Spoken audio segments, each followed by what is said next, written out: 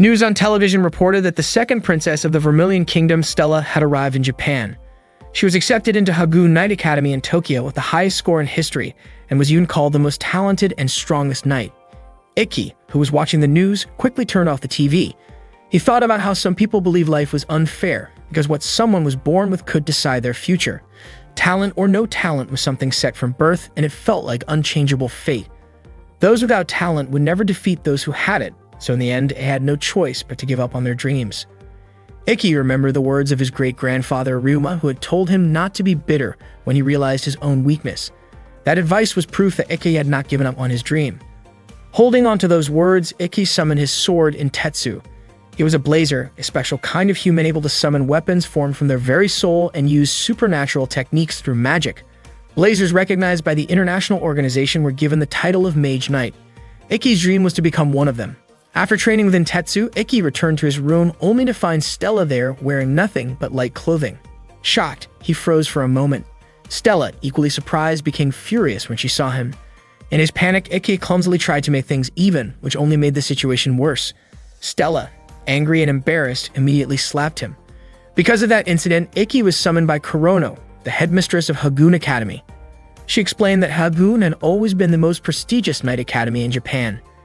Every year in the Seven-Star Festival had decided the strongest knight, Hagoon's representatives had almost always taken the championship. But lately, the academy's results had declined. That was why she had stepped in as headmistress, determined to restore Hagoon's glory. However, she had not expected Ikki to get involved in such an inappropriate misunderstanding. Ikki explained that it was just an accident. Kurono, though skeptical, questioned why he had reacted the way he did.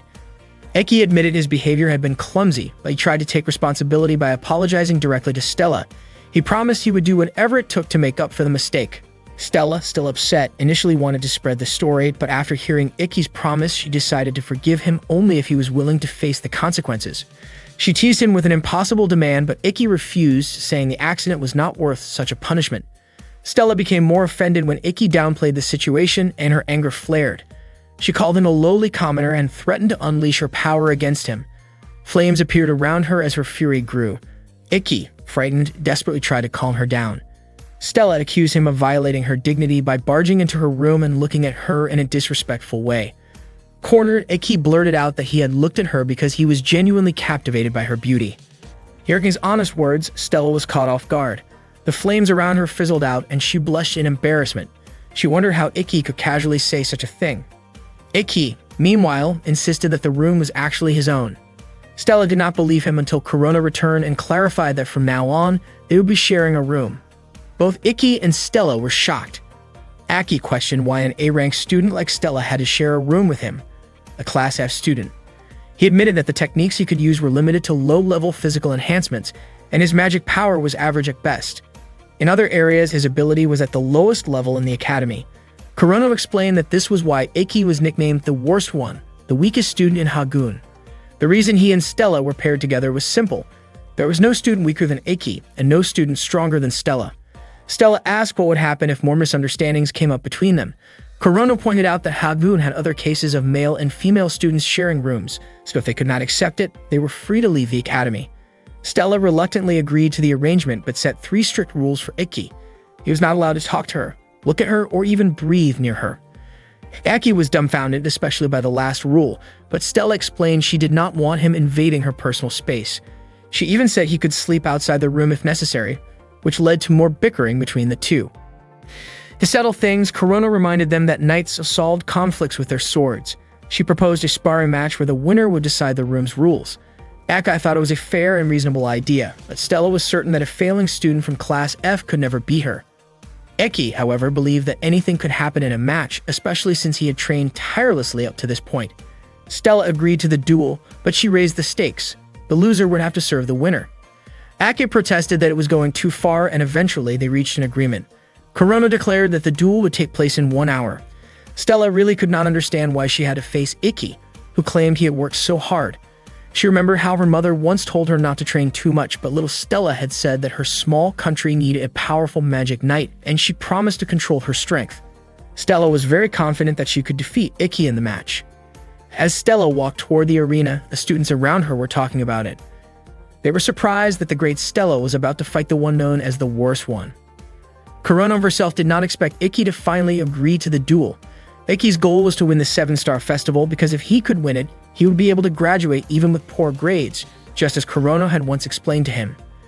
Ikki was certain Stella would also join the festival, which meant sooner or later he would have to face her. Kagami, a member of the school's magazine club, even showed up to take photos. When Stella entered the arena, she mentioned that she knew Ikki was not allowed to join sparring classes because his ability was below the minimum standard. She advised him to stop dreaming of becoming a magic knight. Even though Stella's words had some truth to them, Ikki refused to back down from the match. He believed that hard work could surpass talent. Those words reminded Stella of someone she had defeated in the past, someone who claimed that being beaten by a gifted person meant effort did not matter, something Stella strongly disagreed with. The match was about to begin, and Kurono explained that the purpose of training battles was not to hurt opponents but to fight until the other could no longer continue. The devices used were set in training mode. As soon as the battle began, Ikki summoned his sword in Tetsu, while Stella brought out her blazing weapon, Levitin. Both of them charged at each other. Stella explained that the fire from her sword burned at 3,000 degrees Celsius, and if it hit, the risk was life-threatening. She swung her sword toward Ikki, but he quickly dodged. Even Nene, who was watching, was surprised by the intensity of the duel. Throughout the match, Stella kept attacking, but she did not expect Ikki to block her strikes so consistently. She praised his defensive technique. Ikki admitted he was struggling and pointed out that her swordsmanship showed she was not only gifted, but also someone who had worked hard. Stella appreciated his observation but was certain that her techniques could not be read so easily. At that moment, Ikki stopped one of her attacks. Stella was shocked to see that he could mimic her movement after observing it only once. The truth was that nobody had ever trained Ikki, so he had taught himself by carefully analyzing others. By studying deeply, he believed he could understand techniques to their very core and eventually surpass them. That was Ikki's style of swordsmanship. Stella attempted to feint, but Ikki calmly said that her swing was too slow and he easily blocked it. He even recognized that the move was not part of her usual sword style and advised she should not rely on tricks. His counterstrike landed, and for a moment, the students thought the fight was already over. Stella stood back up, however, and this time she poured her magic into her weapon. She explained that she knew Ikki's Intetsu would not be able to hurt her unless she fought him with her sword. Stella admitted that if she fought Ikki using only her swordsmanship, everyone would realize she was not just talented but also trained with dedication. Still, she decided to acknowledge that if she won, it would be because of her magic. With that, she resolved to face Ikki with her full power. Ikki, who had long accepted that he lacked natural talent as a magic knight, refused to step back. Stella then unleashed her full power, Cafeteria Salamandra. Ikki, meanwhile, focused on his own secret technique, always thinking about how the weak could defeat the strong. He called it Itoshura. When Stella launched her strike at him, Ikki suddenly moved with blinding speed, dodging the attack.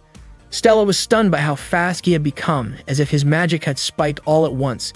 In truth, Ikki had poured all of his magic into a single burst, focusing every drop of his energy into 1 minute. That was his original noble art. With that, Ikki's blade reached Stella, knocking her down. His belief was simple. To overcome the strong, the weak had to push themselves beyond human limits.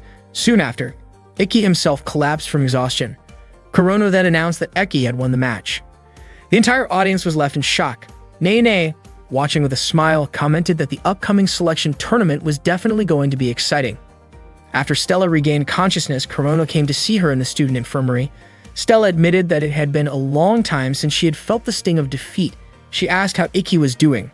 Kurono explained that the technique of releasing all energy within a single minute could only be used once a day, which meant Ikki must have been far more exhausted than Stella.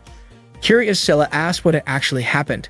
A student like Ikki should not have been ranked at level F. Kurono explained that rankings were determined only by a blazer's raw ability scores, so skills like swordsmanship or martial arts were not considered in the evaluation.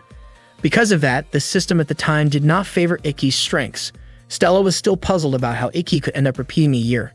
Kurono told her that there were many difficulties, or rather, the kind of simple but unfair problems that often showed up. Ikki had faced that unfair system over and over, but he never gave up and continued to train his abilities with conviction. Earlier, Stella had once said that she wanted to study abroad because staying in her home country would not help her grow. Because of that, Kurono suggested that she follow Ikki's example so her time in school would not be wasted. Later, Stella returned to the room and saw Ikki fast asleep. She gently touched his back. It was the first time she had ever touched a boy's back. Suddenly, Ikki shifted in his sleep and his body pressed down on Stella's hand.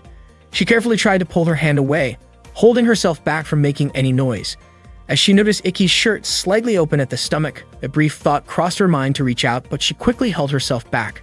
Remembering how Ikki had once seen her in an embarrassing situation, she wanted to even the score, so she lightly placed her hand on his stomach. The moment she touched him, Stella felt a strong surge of energy flowing from him. Surprised, she muttered to herself why she had even done that in the first place. To her shock, Ikki suddenly woke up and asked what she was doing. Startled, Stella screamed in embarrassment. After that, Stella sincerely apologized to Ikki. She admitted that she had judged him too quickly, and that if she had tried to understand him beforehand, she probably would not have lost the way she did. She openly acknowledged her defeat. Ikki then asked if Stella was now ready to fulfill their agreement, since the loser had to follow the winner's orders. Stella had no choice because she did not want to break her word. With frustration, she said that she would follow any order from Ikki. Ikki, amused by her expression, laughed. To Stella's surprise, Ikki's order was nothing more than asking her to become his roommate because he wanted to be closer to her. Stella's face turned bright red when she heard such a straightforward request. Ikki told her he would cancel the arrangement if she was uncomfortable with it, but Stella quickly stopped him. She said she would go along with it, insisting that she was only carrying out his order. Still flustered, Stella asked Ikki to call her by her real name. From that moment, the two of them agreed to be good friends. Shizuku was Ikki's younger sister. One day, she realized that even in their peaceful world, there was still a cruel fate. Ikki, the brother she loved so much, suffered because of it. No one in their family cared about him. One morning, Ikki and Stella were out jogging together. For Ikki, running 20 kilometers every morning was just part of his routine.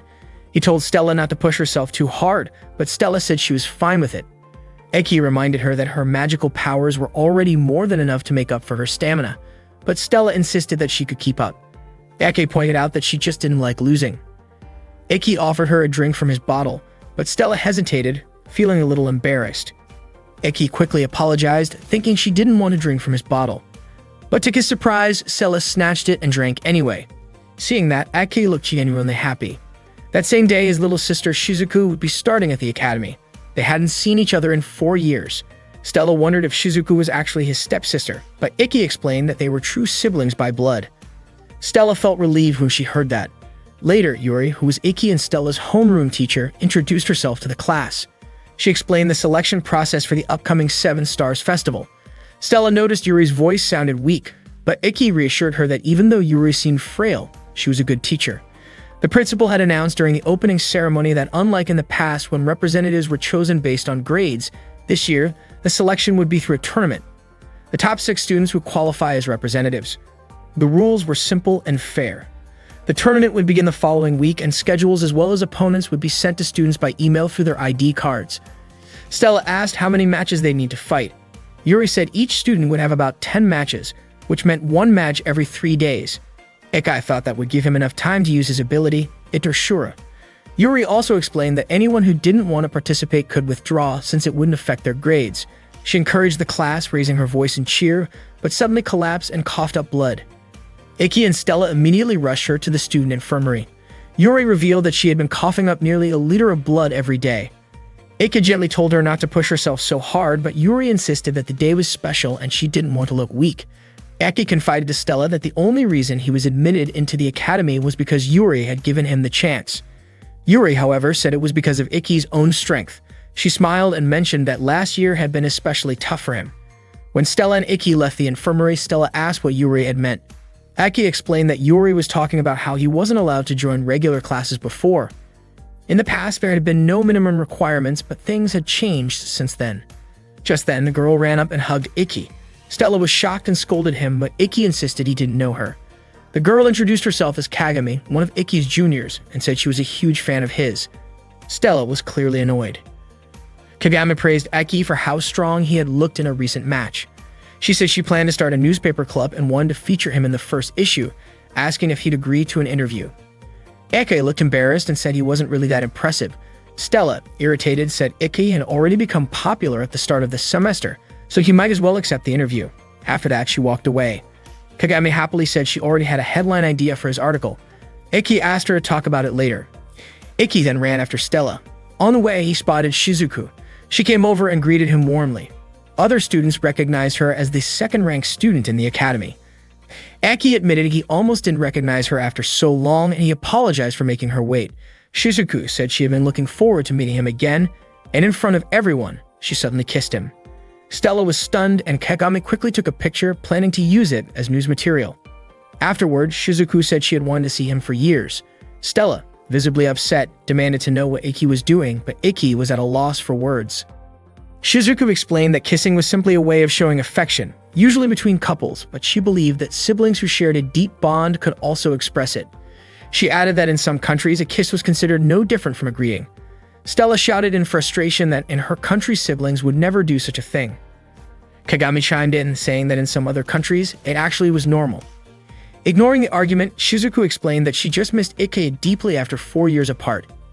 Ikki, however, reminded her not to say things that could be misunderstood.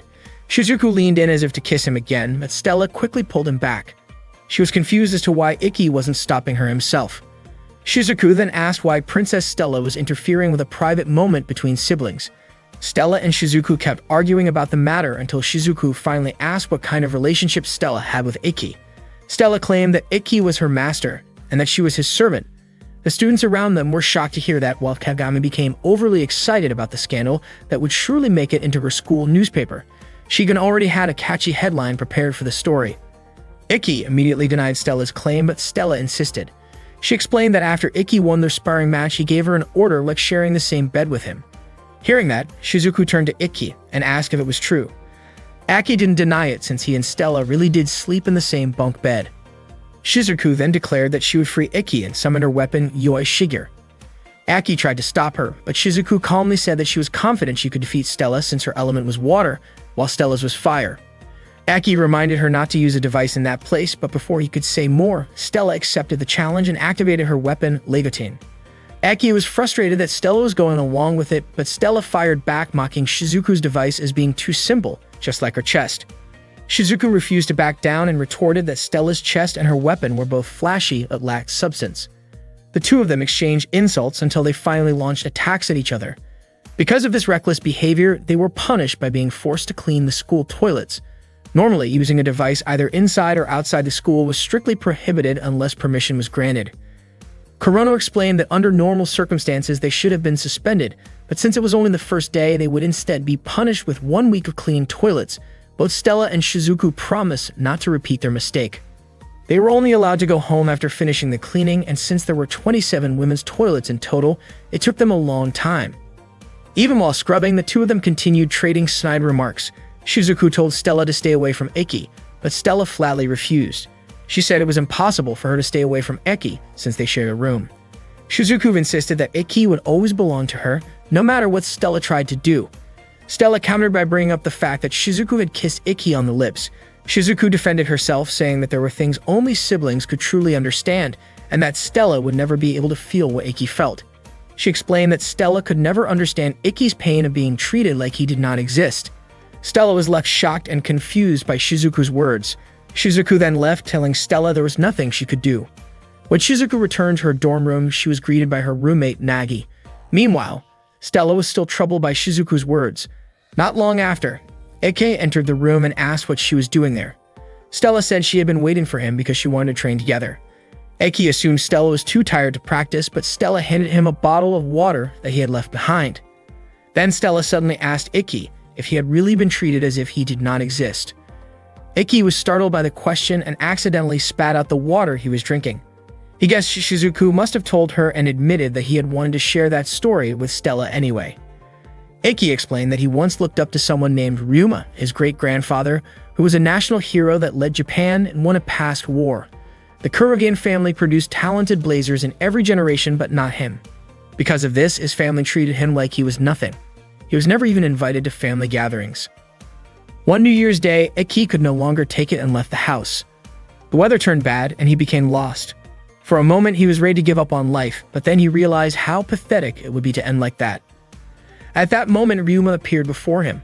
Ryuma understood Ikki's pain and told him to hold on to his frustration, because it was proof that he hadn't given up on his dreams. He reminded Ikki not to become the kind of man who gave up just because life was unfair. Ryuma said that humans were beings without wings, but they could still reach the moon. Those words truly saved Ikki. From then on, Ikki resolved to be like Ryuma. He wanted to someday meet someone who had suffered like him and pass on those same words. But in order to do that, he had to grow stronger, strong enough to be a true knight like Ryuma. Since no one was willing to train him, Ikki trained himself. Thinking back on it, he realized the Kurogane family never wanted failure like him to become a knight, so they pressured the school to impose a minimum ability requirement for classes. This became a rule under the former principal, specifically to stop Ikki from ever graduating from the academy. Luckily, Corona replaced the principal, though Ikki still believed the unfair treatment would continue. Stella, however, was certain that Ikki would never give up, no matter how much he suffered. She admitted that she had once felt the same way as well. Stella then asked Ikki to correct what he had said that morning when he claimed Stella hated to lose. Ikki nodded and changed his words, saying that neither of them wanted to lose. Hearing this, Stella smiled warmly at him. Meanwhile, Shizuku shared her thoughts with Nagi. She told him how much she cherished her older brother because of his kindness. Even after Ikki ran away, her feelings toward him remained the same. Shizuku realized how harshly her family had treated Ikki, so she decided to give him the affection he deserved directly from her. Hearing this, Medi smiled warmly. Shizuku apologized for talking too much even though she had just met Nagi. Nagi noticed that Shizuku was a shy person who disliked being around others, and he realized her family situation had only made things worse. Nagi admitted that he had once met someone similar to Shizuku. He reassured her that he didn't mind listening to her stories and even hoped she could see him as an older brother. Shizuku smiled at his kindness.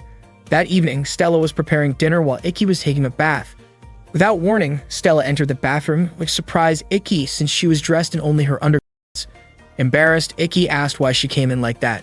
With hesitation, Stella explained that she wanted to help wash his back because she considered herself someone who should support him, and she thought of it as her responsibility.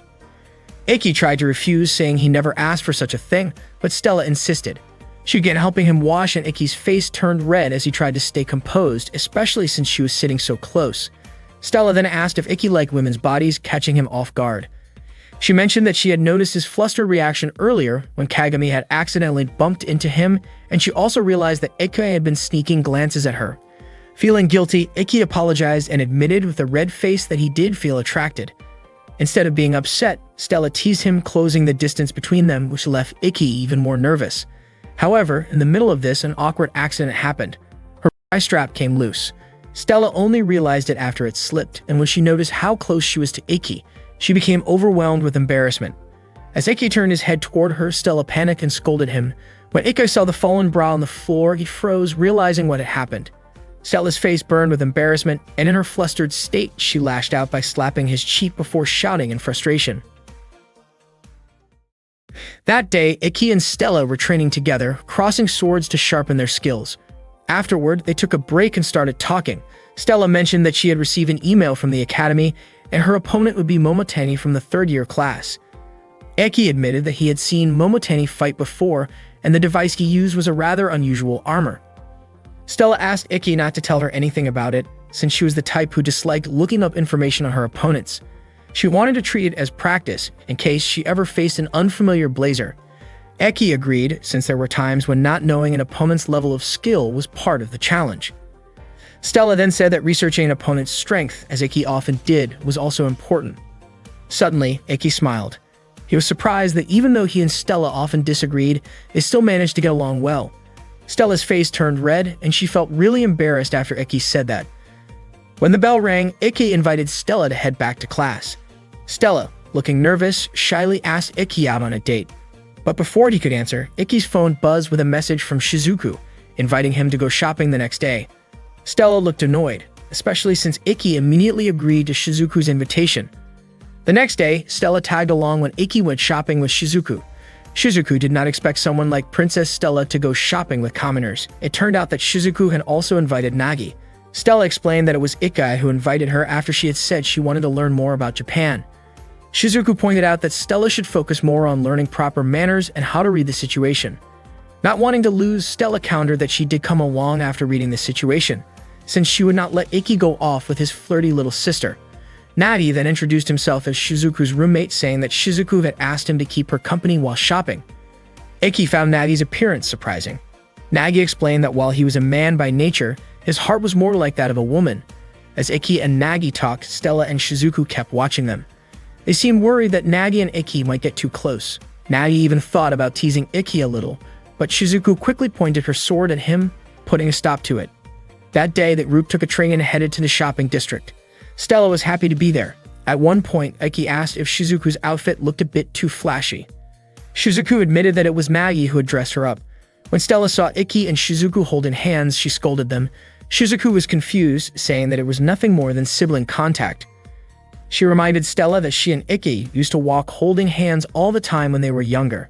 Stella secretly wished she could hold Iki's hand too, but Shizuku teased her, saying that if someone held hands with the opposite sex who was not family, it looked like she had special feelings for him.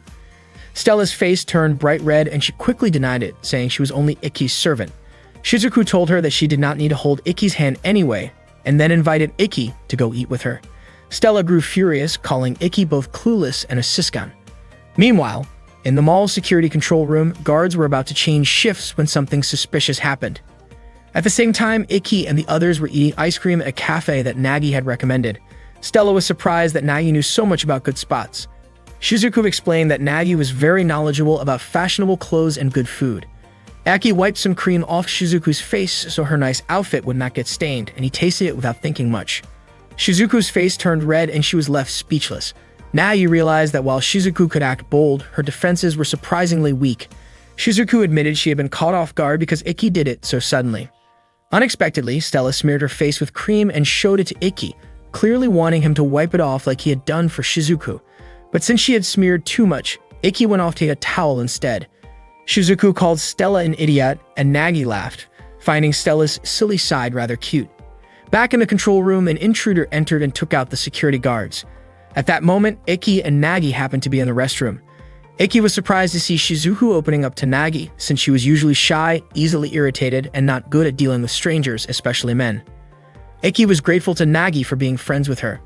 Nagi replied that Iki was exactly as Shizuku had described him, strong and caring. Suddenly, Nagi heard footsteps and covered Iki's mouth to keep him quiet. Two intruders working for Bishu burst into the restroom, with one of them even firing a gunshot. After making sure no one was inside, they left. Thanks to Nagi's magic, both he and Iki managed to stay hidden. Afterward, they returned to the restroom and found a mask left behind by the two criminals. Iki suspected that the mall they were in was being robbed. Nagi suggested they find out more, activating his device called Darkness Hermit. With it, Nagi could manipulate shadows and move through them. Together, he and Iki made their way to the security room, where they found the unconscious guards, most likely drugged by the intruders. Iki immediately reported the situation to Kurono. By then, the case had already made the news since a visitor had managed to escape and notify the police. Kurono told him that the police were surrounding the area. Iki wondered who the culprits really were. According to Kurono, it was just a gang of criminals with one blazer among them. They were also demanding a huge ransom. Akai thought that if money was all they were after, the case should have been easy to handle. According to Kurono, it seemed that the criminals were not only after money. She was certain the police would need the help of Iki and Nagi, so she allowed them to use their devices. Akai thanked her, and Kurono reminded him not to act recklessly. At that time, the criminals were holding several people hostage in the mall, including Shizuku and Stella. Stella called them cowards for targeting women and children. Shizuku whispered a plan to Stella and asked her not to act until she had finished preparing. In the crowd, a mother was crying and begging the criminals not to hurt her child. The one leading them, Yoken, shoved the woman to the ground. A young boy threw his ice cream at Yoken, asking him to leave his mother alone. Yoken insulted the boy and pushed him away before pointing a gun at him. Just as he pulled the trigger, Stella moved quickly. She used her flames to melt the bullet before it could reach the boy. Yoken fired several more times, but the shots had no effect against Stella's Empress dress. Stella calmly explained that she had no intention of fighting them and only wanted to speak to their leader. Yoken ignored her and kept firing until another man stepped forward. The man was Bisho, their boss. He ordered Yoken to lower his weapon. Bisho immediately recognized Stella as the second princess of the Vermilion Kingdom. He greeted her politely and even scolded Yoken for threatening the hostages. Yoken apologized but tried to justify himself by saying the boy had attacked him with ice cream. Bisho coldly remarked that the boy's behavior was the fault of his parents. Then, to everyone's shock, he pointed his gun at the boy's mother, claiming she had committed the crime of failing to teach her son proper manners. Stella's patience snapped. She activated her device, realizing too late that Bisho had been trying to provoke her from the start. Still, she had no choice but to fight. Bisho drew his own device, the Judgment Ring, and blocked her flames. With a single counter, he managed to knock Stella down. He explained that his weapon worked through a system of judgment and punishment. The ring on his left hand absorbed his opponent's attacks as sins, while the ring on his right hand released them back with multiplied force as punishment. Stella quickly realized she had been struck by her own power reflected against her. Bishu mocked her, calling her noble for risking her life to protect strangers. Then, with a twisted laugh, he demanded that Stella humble herself before him if she wanted to save the hostages. Stella refused to give up, and Bishu burst into loud laughter at his own cruelty. Ikki, furious, wanted to rush in, but Nagi stopped him. Nagi reminded him that acting recklessly could put everyone in greater danger. Meanwhile, Stella's resolve hardened, and though Bishu thought he had broken her, she stood strong. At the same time, Shizuku was secretly casting a spell. Nagi reassured Ikki, telling him to trust his sister, since she was one of the Academy's best magic users. Sure enough, Shizuku managed to quietly create a barrier around the hostages, keeping them safe without the criminals realizing it. Bishu eventually noticed that Stella wasn't the only blazer present. He ordered his men to open fire on everyone. Yokin and the others obeyed, but their bullets bounced harmlessly off Shizuku's magical shield. Confident now, Shizuku believed Ikki would finish the fight. Ikki drew his device in Tetsu. Bishu and his men spotted him standing above them and tried to shoot him down, but none of their bullets could hit him. Ikki declared Itoshura, focusing all of his strength into his sword. He knew that if Bishu's left hand made contact first, his attack would be neutralized, so Ikki moved with precision, leaping into the air and spinning to confuse Bishu's aim. In an instant, Ikki closed the distance and slashed with lightning speed. Bishu's left hand was severed by the strike. This was Ikki's seventh secret technique, Reiko.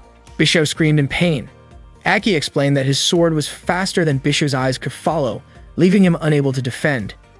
He added that Bishu's suffering was nothing compared to what Stella had endured because of him. Not long after, Nagi revealed himself. Bishu desperately tried to order his subordinates to attack again, but it was already too late. Stella had already defeated them. Ikki suddenly hugged Stella and her face turned red from the unexpected embrace. He quickly apologized, and not long after, Shizuku arrived, bringing Stella a change of clothes.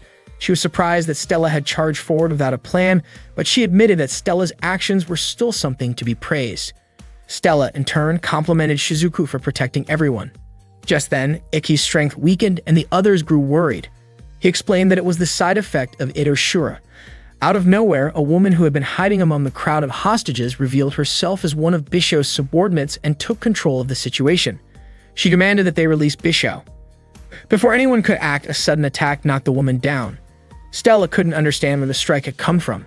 A man appeared, saying he hadn't intended to steal someone else's moment of effort. Nagi was confused because he hadn't sensed this man's presence at all. Ikki, however, recognized him right away. His name was Shizuya. With a confident smile, Shizuya remarked that he didn't expect Ikki to still be attending school. Soon after, the police arrived and arrested Bishu and the others. The girls quickly gathered around Shizuya, praising him as if he had been the one to defeat the villain. Seeing that, Stella grew irritated, and Shizuku quietly agreed with her. Ikki approached Shizuya to thank him, saying that thanks to him, everyone was safe. Shizuya responded that it was only natural to protect those who couldn't protect themselves, but then asked Ikki if he still planned to become a knight with such limited strength. Stella immediately grew defensive and demanded Shizuya stop talking that way, but Ikki gently held her back. Frustrated, Stella declared that Ikki was stronger than Shizuya. Shizuya laughed at her words, finding them amusing, and teased her by saying it seemed she already saw Ikki as a cool and admirable guy. He went on to remark that Ikki should have told her the truth, that he had once withdrawn from a match because he was unwilling to face him. Shizuya then told Ikki to check his email, revealing that he was Ikki's first opponent in the upcoming tournament. With pride, Shizuya introduced himself as last year's representative of the Seven Stars Festival and said he hoped Ikki wouldn't back out this time. Stella grew even more annoyed by his arrogance. The selection tournament for the Seven Stars Festival began with Stella facing a student nicknamed the Heavy Tank, whose name was Momotani. Momotani used a device shaped like armor called Goliath, and his signature move was Heavy Charge. The students cheered loudly when the match started, encouraging Momotani to defeat Stella. Stella reminded everyone that this was a real match, not just training, and warned Momotani that taking a direct hit here would hurt much more than during practice. She advised him to think carefully before fighting. After hearing her warning, Momotani decided to surrender, which made Stella the winner. After her match, Stella went to take a shower, where she overheard Shizuku and Nagi talking. Shizuku mentioned that there was nothing impressive about Stella's earlier match because her opponent had simply been too weak. When Stella came out of the bathroom, she admitted that Shizuku was right. It turned out that not only Stella but also Shizuku and Nagi had won their respective matches. Suddenly, Kagami appeared, praising them for their victories. Kagami's sudden entrance startled Stella, causing her towel to slip. Embarrassed, Stella tried to cover herself with her hands. Curious, Nagi asked who Kagami was. Kagami introduced herself as a member of the newspaper club and said she aspired to be a professional journalist. Nagi guessed that Kagami probably heard a lot of rumors around the academy. Shizuku clarified that Kagami was a journalist, not a gossip chaser, though she admitted that she often picked up on rumors as well. Nagi, instead of being put off, wanted to get along with her since they both enjoyed hearing such things. Meanwhile, Ikki was watching match footage on his laptop when Stella came over to see him. He congratulated her on her victory earlier, having already heard the result through an email. Stella noticed that Ikki had been rewatching the same video repeatedly and wondered why. Ikki explained that he wanted to study the timing of the attacks. Stella revealed that the move in question used an ability called the Invisible Area. It did not only hide a person's form, but also their scent and presence, making it a perfect camouflage. That was the frightening ability of the device Oborozuki. Stella admitted she disliked the idea of defeating opponents without ever revealing oneself. Ikki believed that if the user of Oborozuki ever faced Stella, he would likely back off immediately, since a long-range fighter like her could counter such an ability. He pointed out that while people called that kind of fighting style the hunter, Stella thought it was more fitting to call such a person a coward. She realized, however, that for Ikki, such an opponent would be especially challenging. She asked if he would really be alright going up against someone with a device like that. Ikki asked if she was worried about him. Stella, flustered, denied it, saying only that she did not want him to lose to someone like that. Ikki assured her that he already had a plan in mind and was confident in his victory. Stella smiled and encouraged him. Determined to figure out a way to defeat Shizuya, Ikki continued to train. While exercising, he ran into Nagi, who asked if it was true that Ikki had been attacked by Shizuya in the previous year. Ikki explained that back then, the Kurogang family had close ties with the former principal, and they kept trying to push him out of the academy. Because of that, Shizuya began targeting him. At that time, Ikki was banned from attending classes since his ability scores were ranked too low. Shizuya had challenged him to a fight, thinking that if Ikki could hold his own, the teachers would be forced to acknowledge his strength. However, Ikki refused because he had no intention of fighting him. Shizuya continued attacking him relentlessly, but Ikki never fought back. If Ikki had activated Intetsu, it would have meant he had taken the provocation, and even dodging might have been seen as resisting. Instead, he chose to stand still without fighting back, and because of that, he avoided punishment. Nagi then asked what Ikki would do if things did not change this year. Ikki said he would keep working to prove himself even if it took years of repeating the same efforts. Nagi commented that such strength could be called endurance, the ability to carry burdens within the heart. He explained that normally when endurance reached its limit, the heart would scream. But Ikki seemed unable to hear those cries anymore, which was why he could remain calm and keep smiling. Nagi hoped that someday someone would be able to hear the silent cries of Ikki's heart. Before his next match, Stella invited Ikki to watch another battle with her, but he declined, saying he needed to head to the waiting room and focus on his own match. Shizuku noticed that his shoelaces were still untied and reminded him to fix them, while Nagi wished him luck and told him to be careful. At the tournament registration, Nene appeared and praised him. She explained that most high school students usually use imitation devices, which was why many of them withdrew from the selection tournament once they realized it followed official match rules, where the stakes were serious. Ikki said he had been waiting for the chance to compete in an official match, so he felt no hesitation. Nene was impressed, and Ikki recognized her immediately. Every student knew that Nene was the demon princess of the KOK Top League. He also knew she was an old friend of Kurono's and had returned as a part-time instructor that year. Nene leaned casually against him and playfully suggested the idea of a private lesson together later that night. Suddenly, Kurono approached Nene, catching her off guard. She instinctively hid behind Ikki. Kurono questioned why Nene, who was supposed to serve as the commentator and overseer for the third match, was lingering there. Nene admitted that she was bored with the previous match, and Kurono promptly pulled her back to her designated spot. 30 minutes before Ikki's match, he focused intently on preparing himself. He could hardly believe that he had finally reached his first official match. Years of patience and perseverance had led him to this moment. Confident that he would not lose, he waited for the time to arrive. When the 30 minutes had passed, it was finally Ikki's turn to step into the arena. This was the fourth match of the day, and Hangetsu and Nene were in charge of guiding the proceedings. The students were buzzing with excitement, eagerly anticipating the battle. The first contestant to appear was Shizuya, a student from Class C who had previously represented his class in the Seven Stars Festival during first grade. The crowd erupted in cheers at his arrival. Opposing him was Ikki, a Class F student who had recently defeated Stella in a practice duel. Shizuya arrogantly expressed disbelief that Eke had dared to show up for this match, claiming he would easily crush him. Without hesitation, Shizuya activated his Oborozuki device, manifesting as a bow, while Ikki readied his Intetsu device in the form of a sword.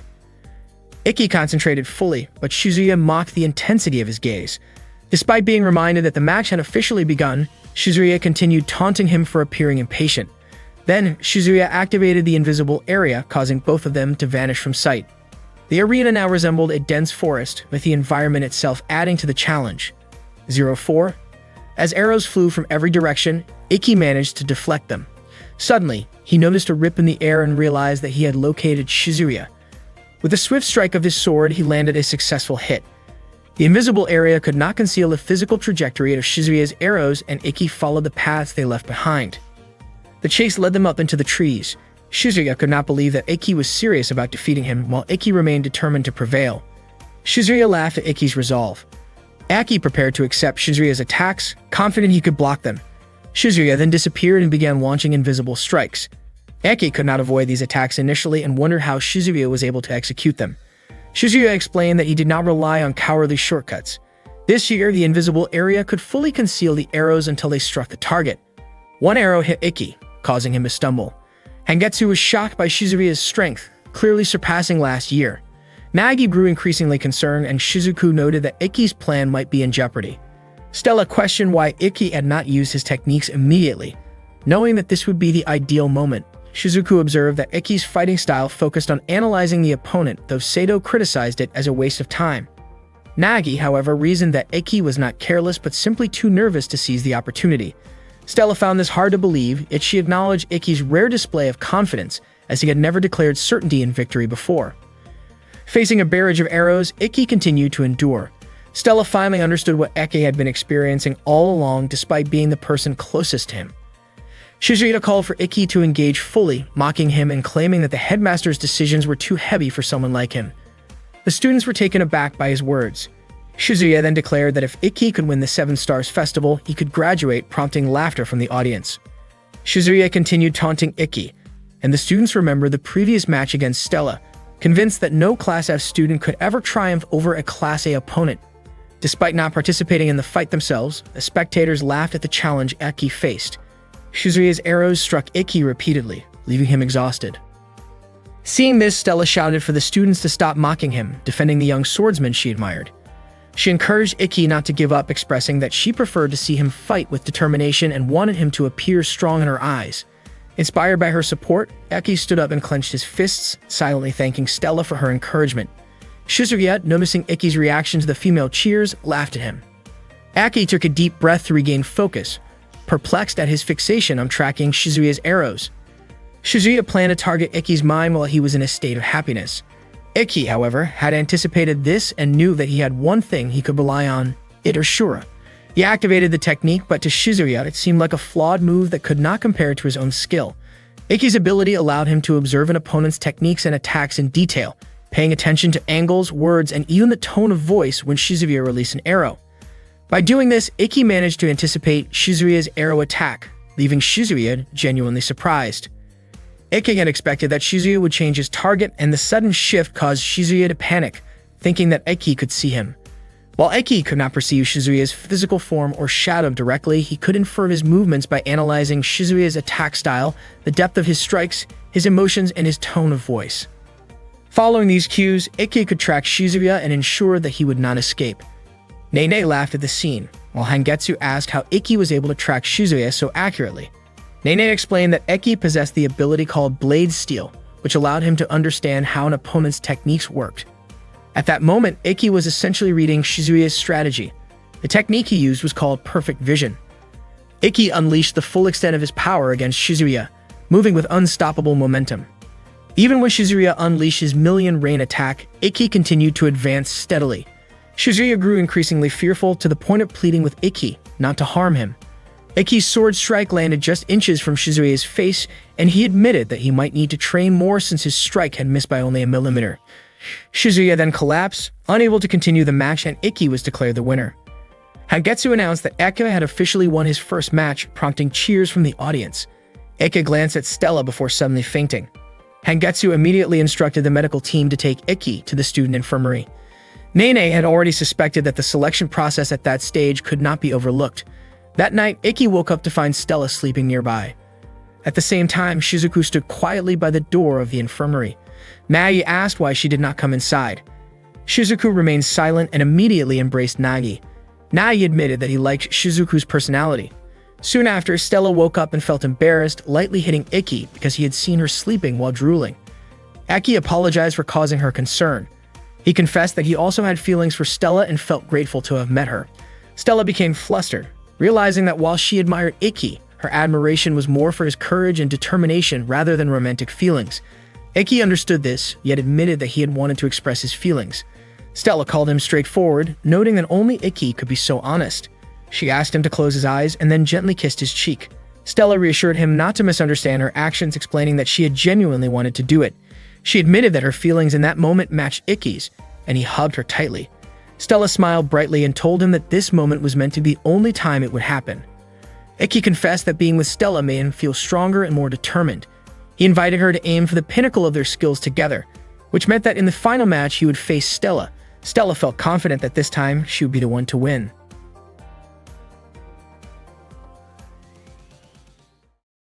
That day, Stella was training alone, still thinking about Ikki ever since that night when they hugged. Since then, they had become a couple, but Stella found it puzzling that for the past 2 weeks, Ikki had been acting completely normal toward her. Ikki had just won the selection tournament again, marking his 5th consecutive victory.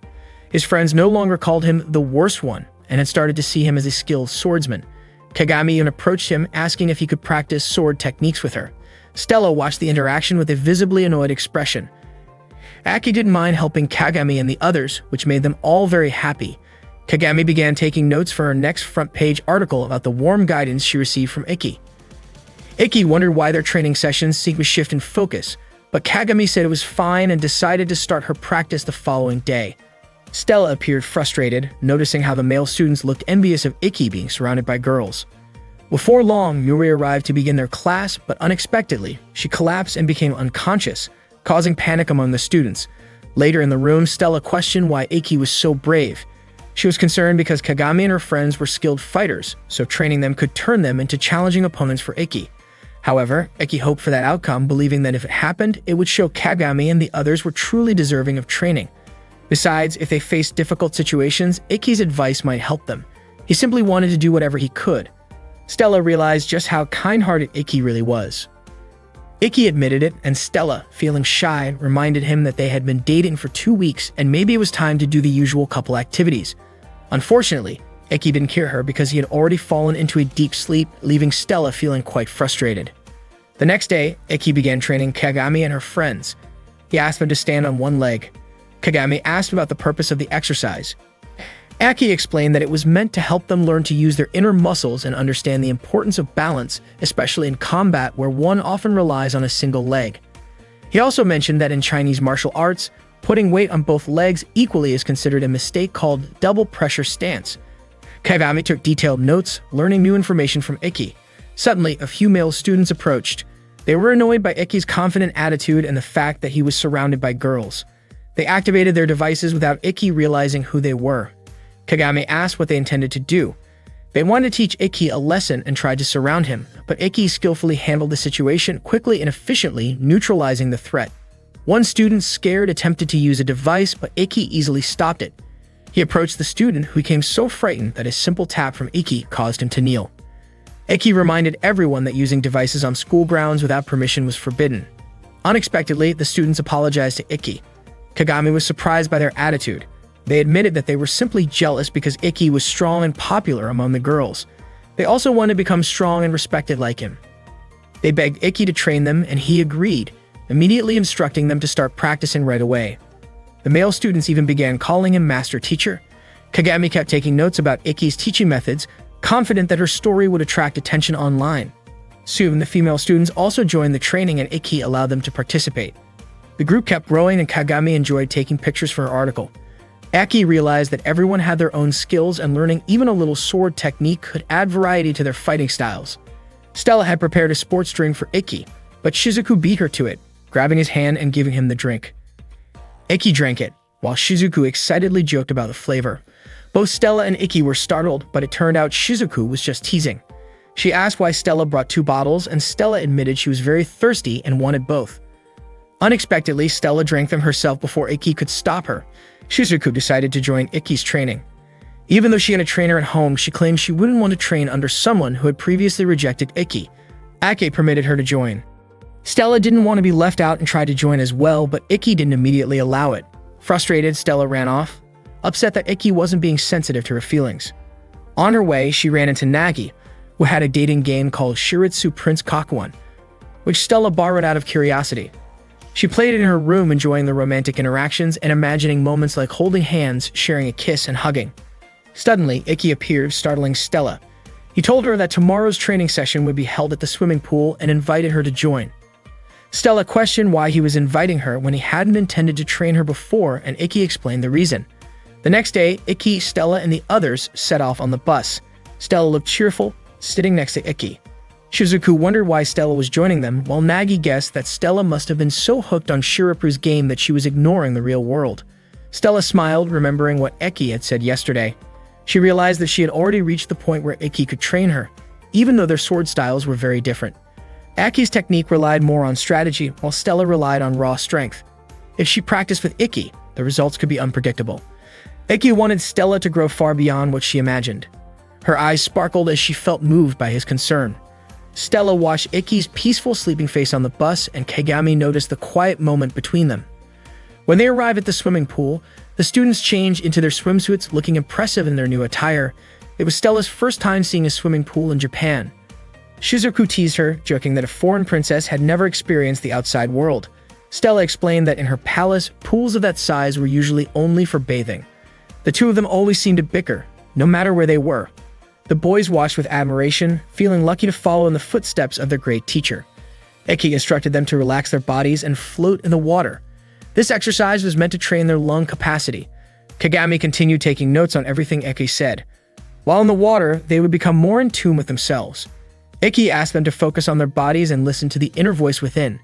Stella seemed slightly bored because Ikki wasn't spending much time with her, even though she had gone through the trouble of picking out her swimsuit. At one point, she accidentally dropped the ball, which hit another girl. Stella apologized, but the girl barely paid attention. Stella dove into the pool, following Ikki's instructions, trying to listen to her heart to determine which sense was her strongest.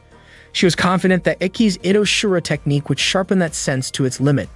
As she focused underwater, she was startled when Kagami asked about her relationship with Ikki. Stella choked and quickly surfaced.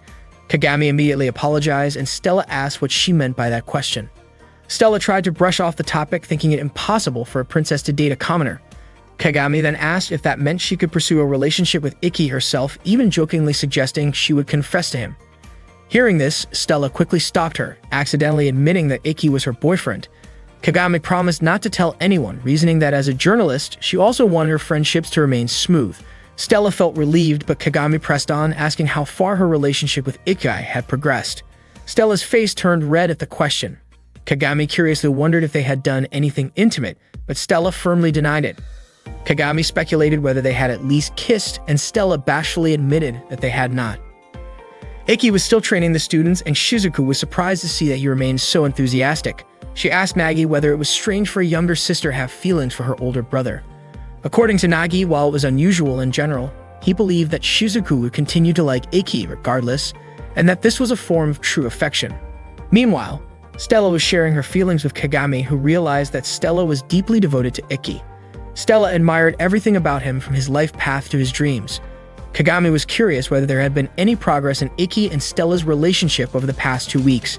Stella admitted that she did not want to force anything, she simply wanted them to appear more like a couple. Kagami asked if Stella had told Ikki about this, but Stella felt she could not bring herself to say it, as she was shy. At that moment, Nagi tried to comfort Shizuku, who was feeling conflicted. He was confident that no man would dislike a determined girl, especially one as sweet as Shizuku. She realized that she needed to be ready for either outcome, whether Ikki would accept her or not. Nagi explained that this was a step in transforming from a little sister into a mature woman. Shizuku responded that as long as Ikki was happy, she would be happy too. Nagi reminded her that she still had a chance, especially since Stella had not yet fully opened up to Ikki. At the same time, Kagami suggested that Stella should be more open with Ikki. If she remained silent, Ikki might not open up either. Stella was worried that being too forward might make Ikki dislike her, fearing she would seem inappropriate. Kagami reassured her that Ikki would not dislike her, explaining that 2 weeks was a long time and men often acted slowly. If Stella kept quiet, he might eventually drift away. Stella did not want that to happen. Kagami promised to help them get closer and mentioned that she had noticed Ikki glancing at Stella's swimsuit. Stella felt a surge of excitement, but immediately became nervous when Kagami left to call Ikki. Before long, Ikki approached Stella.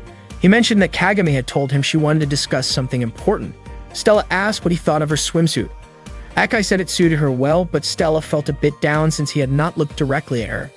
She remembered Kagami's advice not to remain silent. Suddenly, Ikki asked if they were sure about continuing their relationship as it was. He also noted that in the past 2 weeks they had not really seemed like a couple. Stella feared that he might leave her, but Ikki explained that he simply wanted to discuss the future of their relationship. Overwhelmed, Stella began to cry, expressing that she felt their relationship was impossible. She also complained about how they had never held hands and noticed that Shizuku or even Kagami at times seemed more attentive. Ikki was confused by what Stella was saying. She guessed that he might want to break up with her. Ikki apologized if his behavior had made her dislike him. Stella asked if it was not Ikki who disliked her, but he was puzzled by why she would think that. He turned it around, suggesting that she was the one upset with him. Though Stella denied this and affirmed her feelings for him, Ikki admitted that he liked her even more. Stella was frustrated by Ikki's indifferent reaction to her swimsuit and his lack of attention when she went silent. Ikki explained that he did not want to focus on her swimsuit because he did not want her to think he was being inappropriate. It turned out that both of them were concerned about being misunderstood, so they avoided behaviors that couples might usually share. They did not even understand why they had argued in the first place. Ikki had asked Stella to express what she wanted to do at that moment. To their surprise, they both wanted to kiss. Facing each other, Ikki gently kissed Stella on the lips. Stella asked if he disliked girls who took the initiative to kiss, but Ikki assured her that no man would dislike a confident girl. Stella confessed that she did not like guys who initiated kisses, except for Ikki. Afterward, they shared a tender moment together. On the bus, Stella and Ikki held hands. Suddenly, they received an email notification that their next matches were scheduled. Ikki would face Renren, while Stella would face Ikazuchi. Surprisingly, their opponents were members of the student council. That day, the match took place with Ikki facing off against one of the student council officers, Renren. Renren had accumulated incredible speed and kept accelerating without stopping, her noble art, known as Runner High. Her speed even exceeded the speed of light. Renren asked Ikki if he was surprised by her power, and Ikki admitted that he was not. He understood why Renren had become a student council officer, as her movements were nearly impossible to follow with the naked eye. Meanwhile, during his match against Stella, Ikazuchi spun his Zanbato. His ability increased the mass of the blade as it spun, making his weapon heavier with each turn. He was confident that Stella would not be able to defeat him. Ikazuchi, nicknamed Destroyer, began using his Crescendo Axe technique, while Stella countered with her Black Bird technique. Unexpectedly, Renren's attack narrowly missed Ikki, and Ikazuchi's strike also missed Stella. Stella confidently stated that she could counter everything, whether strength, technique, or deception, because she was an A-level student. At the same time, Ikki pointed his sword at Renren's face, prompting her to acknowledge her defeat. The match was ultimately won by Ikki and Stella. It was clear that the first-year students were remarkably strong. The match had been skillfully overseen by Mikazuki and Hangetsu, who proved to be excellent commentators. Unexpectedly, a girl who had met Stella at the swimming pool was also watching the match. After the match, Shizuku congratulated Ikki, who felt a sharp pain in his wrist. Shizuku immediately held his hand and offered to stay close to help take care of him. Stella grew a little annoyed by Shizuku's attention toward Ikki and suggested that he should tell his younger sister to give him some space. Shizuku was confident that Ikki would never scold her because he cared so much for her, and Ikki silently confirmed this. Shizuku told Stella not to interfere as it was none of her business. Stella admitted that she did have a connection to Ikki, but hesitated to explain further. Suddenly, Navi asked how long Ikki would allow a certain person to follow him. Ikki realized that someone had been tailing him, a girl hiding behind a tree. Neither Shizuku nor Stella had noticed the stalker, and Stella even suggested that this person might have been the one who placed a razor in the mail. Nagi mentioned that the girl had been following Ikki for a week, and it seemed it was time for him to address the situation. Ikki called out to the girl to ask what she wanted. Surprised, she stepped out from her hiding spot. Stella felt that the girl's face looked familiar. The girl, nervous and stammering, asked them not to misunderstand her and accidentally stumbled into a small pond. They took her to the student infirmary. She introduced herself as Ayatsuji Ayase, a third-year student. She spoke haltingly, embarrassed to meet a boy's gaze. Upon hearing her name, Iki asked if she was related to Ayatsuji Kaido. Ayase confirmed that Kaido was her father. Aki had already suspected this from the bamboo sword mark on Ayase's hand. Stella asked if Nagi knew who Kaido was, but Nagi did not. Shizuku explained that Kaido was a talented swordsman, nicknamed the Last Samurai, who had won many prestigious championships, including the Tenryu Gozen, Tozei Toitsu Tournament, Musashi Cup, and Juven Tournament. Kaido was highly skilled but not widely recognized because he was not part of a formal organization. When Iki was a child, he had studied swordsmanship by watching recordings of Kaido's matches and had been thrilled to meet Kaido's daughter. Aki asked why Kaido's name rarely appeared in the media. Ayase explained that her father was recovering from an accident during a match. She was delighted to hear that someone as strong as Iki admired her father. Shizuku asked why Ayase had been following Iki. At first, she suspected it might be for improper reasons, which caused Stella to react emotionally. Ayase quickly denied this, explaining that she had only wanted advice from Iki. She had been training in the Ayatsuji sword style on her own and hadn't been making progress because she didn't know how to communicate properly with a boy. That was why she had been following Iki. Iki was surprised that she had spent a whole week thinking about how to approach him. Ayase apologized to Iki, who smiled and invited her to practice swordsmanship together. During their practice, Iki noted that Ayase's stances were solid. She had not forgotten the basic movements, but her motions remained varied and at a high level. When one of her strikes came close to Iki's neck, he asked her to stop. Iki then asked if she meant that she hadn't progressed because she could not match Kaido. Ayase admitted this. No matter how fast she moved, she could not reach Kaido's speed, even though she had learned his movements perfectly. Aki explained that trying to imitate Kaido had actually hindered her growth since their bodies and muscle structures were different. The higher the level of the person Ayase tried to imitate, the more obvious the differences became. Ayase noticed this and praised Iki for his skills. Akana had a method to correct Ayase's movements, but he advised that if Ayase was proud of using a sword technique identical to Kaido's, it was better not to force any changes, because once a sword style was altered, it was almost impossible to return to its original form. Ayase earnestly asked Iki to train her to become stronger, and Iki agreed. He instructed Ayase to take a stance. To guide her posture, he adjusted her leg positions. Ayase was surprised, and her face turned red at the contact. Stella could not help but be surprised by Iki's actions. Iki explained that he was only making minor adjustments by moving her feet a few millimeters and told Ayase to focus on feeling the difference while remembering the corrected positions. Iki also explained that women generally had more flexible joints than men, especially around the hips, which allowed for faster and wider lateral movements. Ayase felt embarrassed because of the attention to her posture, but she appreciated the guidance. Stella and Shizuku looked on, astonished at Ayase's reaction. Once Ayase adjusted her stance, it felt tighter and more stable. Even a small change in her stance made a noticeable difference. Ayase immediately managed to direct her sword toward Iki's neck with ease. Stella and Shizuku acknowledged the improvement. Ayase had shifted the center of her movements from her arms to her lower body. She was thrilled as she had struggled with this for a long time and Iki had made it seem easy.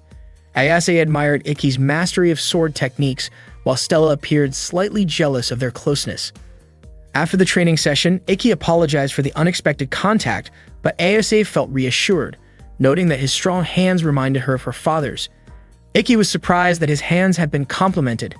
Ayase expressed admiration for Iki's dedication, clarifying that her feelings were purely respect and not anything else. Stella asked Shizuku if she felt jealous seeing Iki guide Ayase so closely. Shizuku considered Iki's actions as purely instructional and supportive, not flirtatious. She believed that as long as it made Iki happy and the person was trustworthy, she would approve. However, Shizuku felt there would be no one like her in that regard.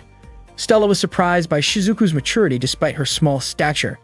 Shizuku, in turn, teased Stella for being physically developed but still somewhat childish. Meanwhile, Ayase asked Iki to continue her training the next day, confident that she could grow stronger under his guidance. She was determined to pass the selection for the 7-Star Festival tournament. That night before going to bed, Stella asked Iki how it felt to guide Ayase's posture so closely. Aki admitted he could not easily explain it. Stella reached out her hand and Iki took it, reassuring her that he was only helping with training. Stella admitted she was worried about misunderstandings, but Iki emphasized that his feelings were only for her. The next day, Ayase practiced sword techniques with Stella. who admitted that Ayase's movements were impressively fast. Ayase thanked her for the support. That evening, Ayase treated Iki and Stella to dinner at a cafe, expressing gratitude to Iki for training her daily.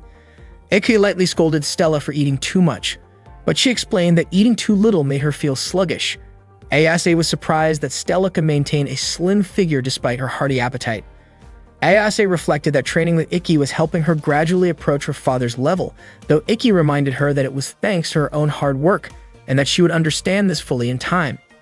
Ayase also felt determined that she still had challenges to overcome to reclaim what was lost. Suddenly, a group of young men arrived and greeted Ayase, making her uncomfortable. Aki noticed and warned them not to bother her. Their leader Kurado poured a drink for Iki, but then acted aggressively, laughing and claiming Iki's defenses were weak. Stella and Ayase worried about Iki's safety. The commotion caused other cafe patrons to leave, and one staff member tried to call the police but was stopped by someone. Kurado admitted he enjoyed confronting sword enthusiasts and challenged Iki. Stella wanted to intervene, but Iki stopped her, assuring that it was unnecessary since the bottle had been thrown accidentally. Kurado's subordinates laughed at Iki despite his composure after being struck by broken glass. Kurado approached and spat at Iki, and again Stella tried to fight, but Iki prevented her. Kurado dismissed Iki as weak and lost interest in fighting him further.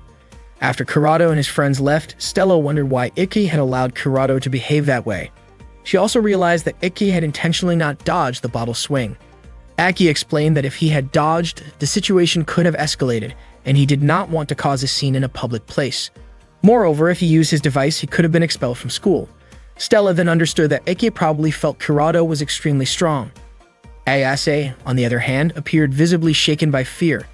Not long after, a student appeared and mentioned that Kurado was known as the Troublemaker and a top fighter from Danro Academy, nicknamed the Sword Eater. According to the student, Iki's decision not to confront Kurado was the right choice, especially since Kurado had made it to the top 8 in last year's 7-star festival. Another student soon arrived, expressing relief that Iki had not chosen to fight Kurado. Curious, Stella asked who those two students were. They were Odakata, the vice president of the Hagun Academy Student Council, and Kanata, the student council treasurer. Odakata proceeded to heal the wound on Iki's head. After returning from the cafe, Ayase asked about Iki's head injury. Aki explained that thanks to Odakata, the wound seemed to have disappeared entirely. Stella then asked Ayase about the true identity of Kurado and his friends. Ayase remained silent, unwilling to answer. Aki did not push her, but assured her that he was willing to help as a friend if she had any problems. Just as Ayase was about to speak, Iki's phone rang. There was an email notification revealing that his next opponent would be Ayase. Ayase had received the same notification. Neither Iki nor Ayase had anticipated this. After that, Ayase quickly left. Meanwhile, Kurado's friends continued discussing Iki, criticizing him for not fighting Kurado. However, they ultimately agreed that it was a wise decision to avoid a battle with someone as strong as Kurado. The next day, the students practiced swordsmanship with Iki as usual, but Ayase never showed up. Shizuku remarked that Stella must be happy about that since she had been so jealous of Ayase. Shizuku even teased Stella about being selfish, which led to their usual quarrel. Iki recounted the incident to Nagi. Nagi pointed out that if Ayase's goal was to advance to the 7-star festival, she could not afford to lose in the selection rounds. However, she likely would not be able to defeat Iki the next day, so she would probably do something to win. Iki was surprised at how much Nagi seemed to know. Iki then showed Nagi Ayase's message, which requested a meeting on the rooftop at midnight. Nagi warned that it was clearly a trap, but Iki was confident that Ayase would not cheat, recalling that she had once confessed her fondness for his hands. For that reason, Iki decided to meet her. Nagi admitted that Iki's determination was dazzling, even making him envious. Though Nagi disliked direct eye contact, he could sense certain things because of it. He warned Iki to be prepared to cut ties if anything went wrong, so he would not regret it later. Aki promised that he would not falter, determined to keep his promise to Stella.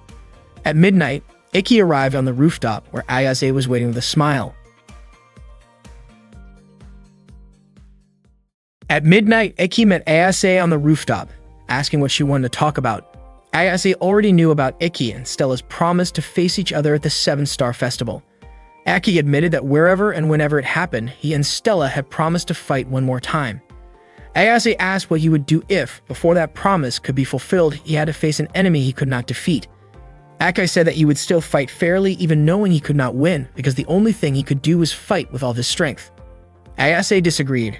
In her view, fairness without results was meaningless, and she would do whatever it took to win. Suddenly, Ayase let herself fall from the rooftop. Iki was shocked and shouted her name. He then activated Itoshura to save her, rushing down to catch her before landing safely in the pool below. Iki could not understand why Ayase had done such a thing. She smiled, knowing he had used his trump card, Itoshura. Iki was surprised to realize that Ayase had deliberately lured him. Ayase knew that Itoshura could only be used once a day, while the selection tournament would begin in 10 hours. That gave her a chance to win, even if her sword skills were not fully developed, because combining them with her blazer power could potentially overpower Iki, who had already used his ace. Iki asked why Ayase would abandon the honor of a knight and lower the spirit of swordsmanship. Ayase ignored his words, focused solely on defeating him. After that, she left. Iki tried to pursue her, but felt his body weaken and could not move. Meanwhile, Stella was asleep and murmuring in her sleep. When she woke up, she was startled to see Iki above her. She asked him to speak, but he looked exhausted and remained silent, growing increasingly anxious. Iki opened his eyes and saw Shizuku, Stella, and Nagi in front of him, realizing he was in the student infirmary. He was shocked to see that it was already 11 a.m. Stella reassured him, saying he still had time because the match would start at 3 p.m. Nagi had already informed Stella and Shizuku that Ayase had asked to see Iki the night before. Just as Iki was about to mention this, Kurono arrived and asked him to come along briefly. At that moment, the area where Ayase had fallen was being investigated. Kurono suspected Iki was involved because he heard Iki had been taken to the student infirmary. Aki admitted he could not tell the whole truth but was willing to accept punishment. Kurono believed Iki must be protecting someone. Hiki asked Kurono about Ayase. Kurono explained that Ayase's father, Kaido, had suffered an incident 2 years ago that prevented him from fighting again. Stella asked for clarification. It turned out that Kaido's school had been challenged and Kaido lost the duel. Ake suspected the culprit was Kurado, the Sword Eater from Danro Academy. Before the fight, there had been an agreement. Kurado would take over Ayase's family lands and buildings, and Kaido had been in a coma for 2 years. At that time, Ayase had been watching over her father, remembering his words. No matter what happened, she must uphold her dignity, maintain proper conduct, help the weak, and avoid evil. Whoever challenged her, she must fight fairly. Kaido also told her to become a fearless sword knight. Ayase had once confronted Kurado, but he dismissed her as too weak to be a worthy opponent. Ayase was furious and resolved that if she reached the 7-Star Festival, it would be her chance to face Kurado one last time. Suddenly, Kaido apologized. Ayase held her father's hand and promised to reclaim everything.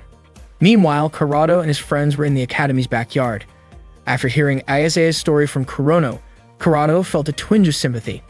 Everything had been taken from her, yet that struggle had made her strong like a determined wild animal. Navi remarked that Ayase would do whatever it took to defeat Iki.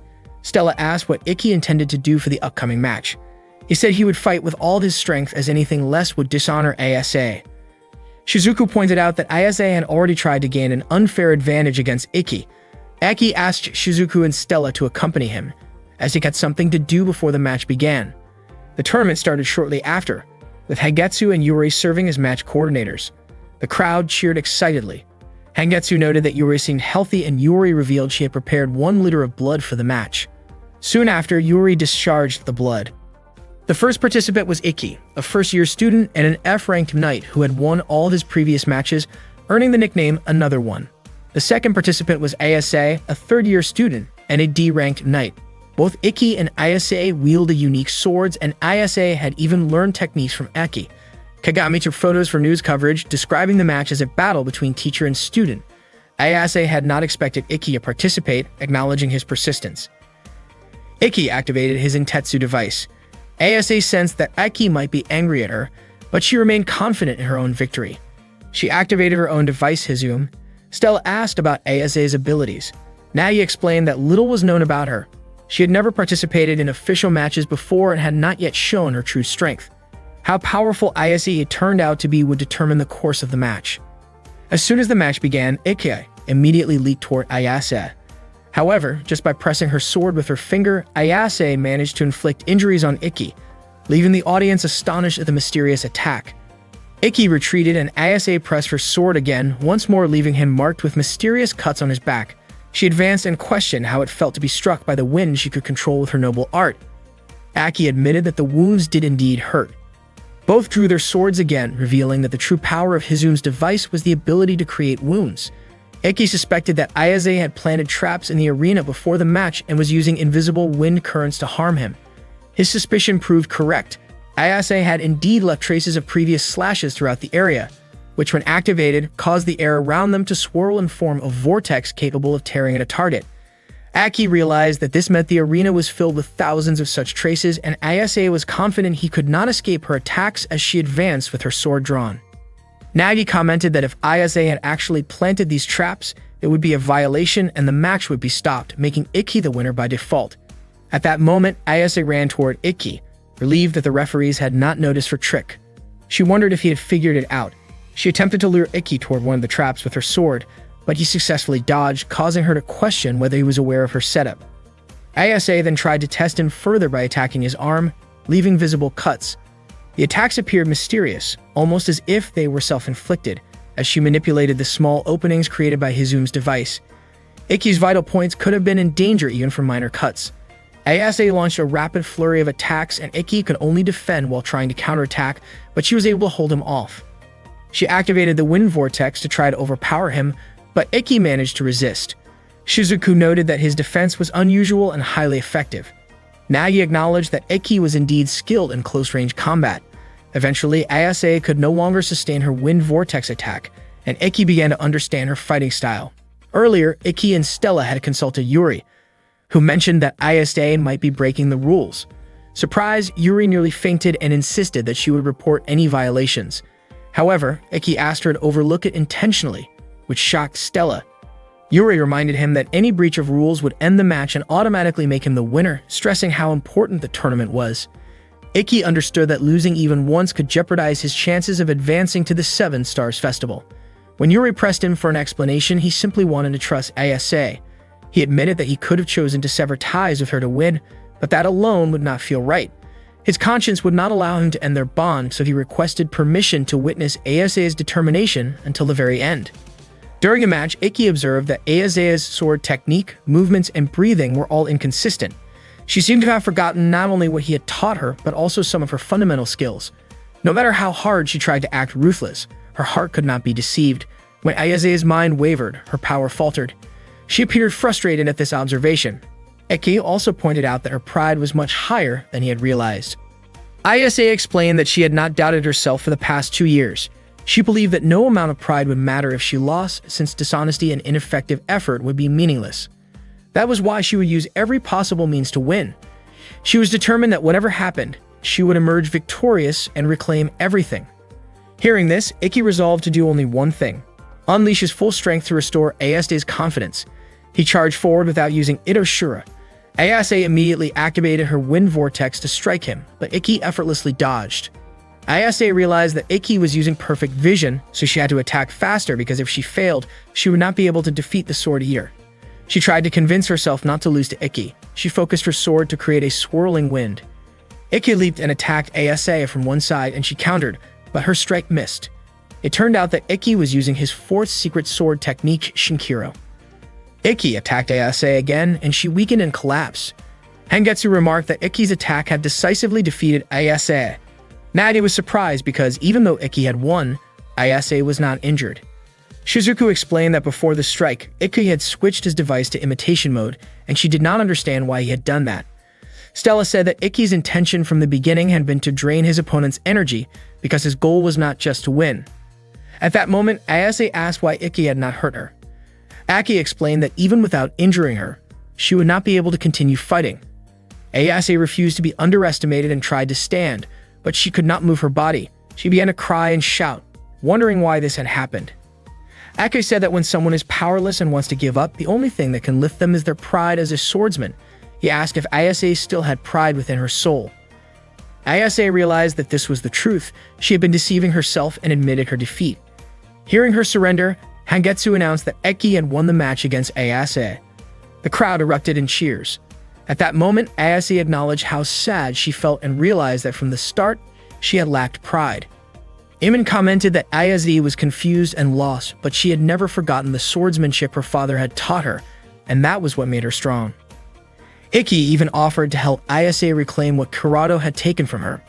Ayase asked why he would help her after she had tricked and wronged him. Aki said that helping a friend did not need a reason.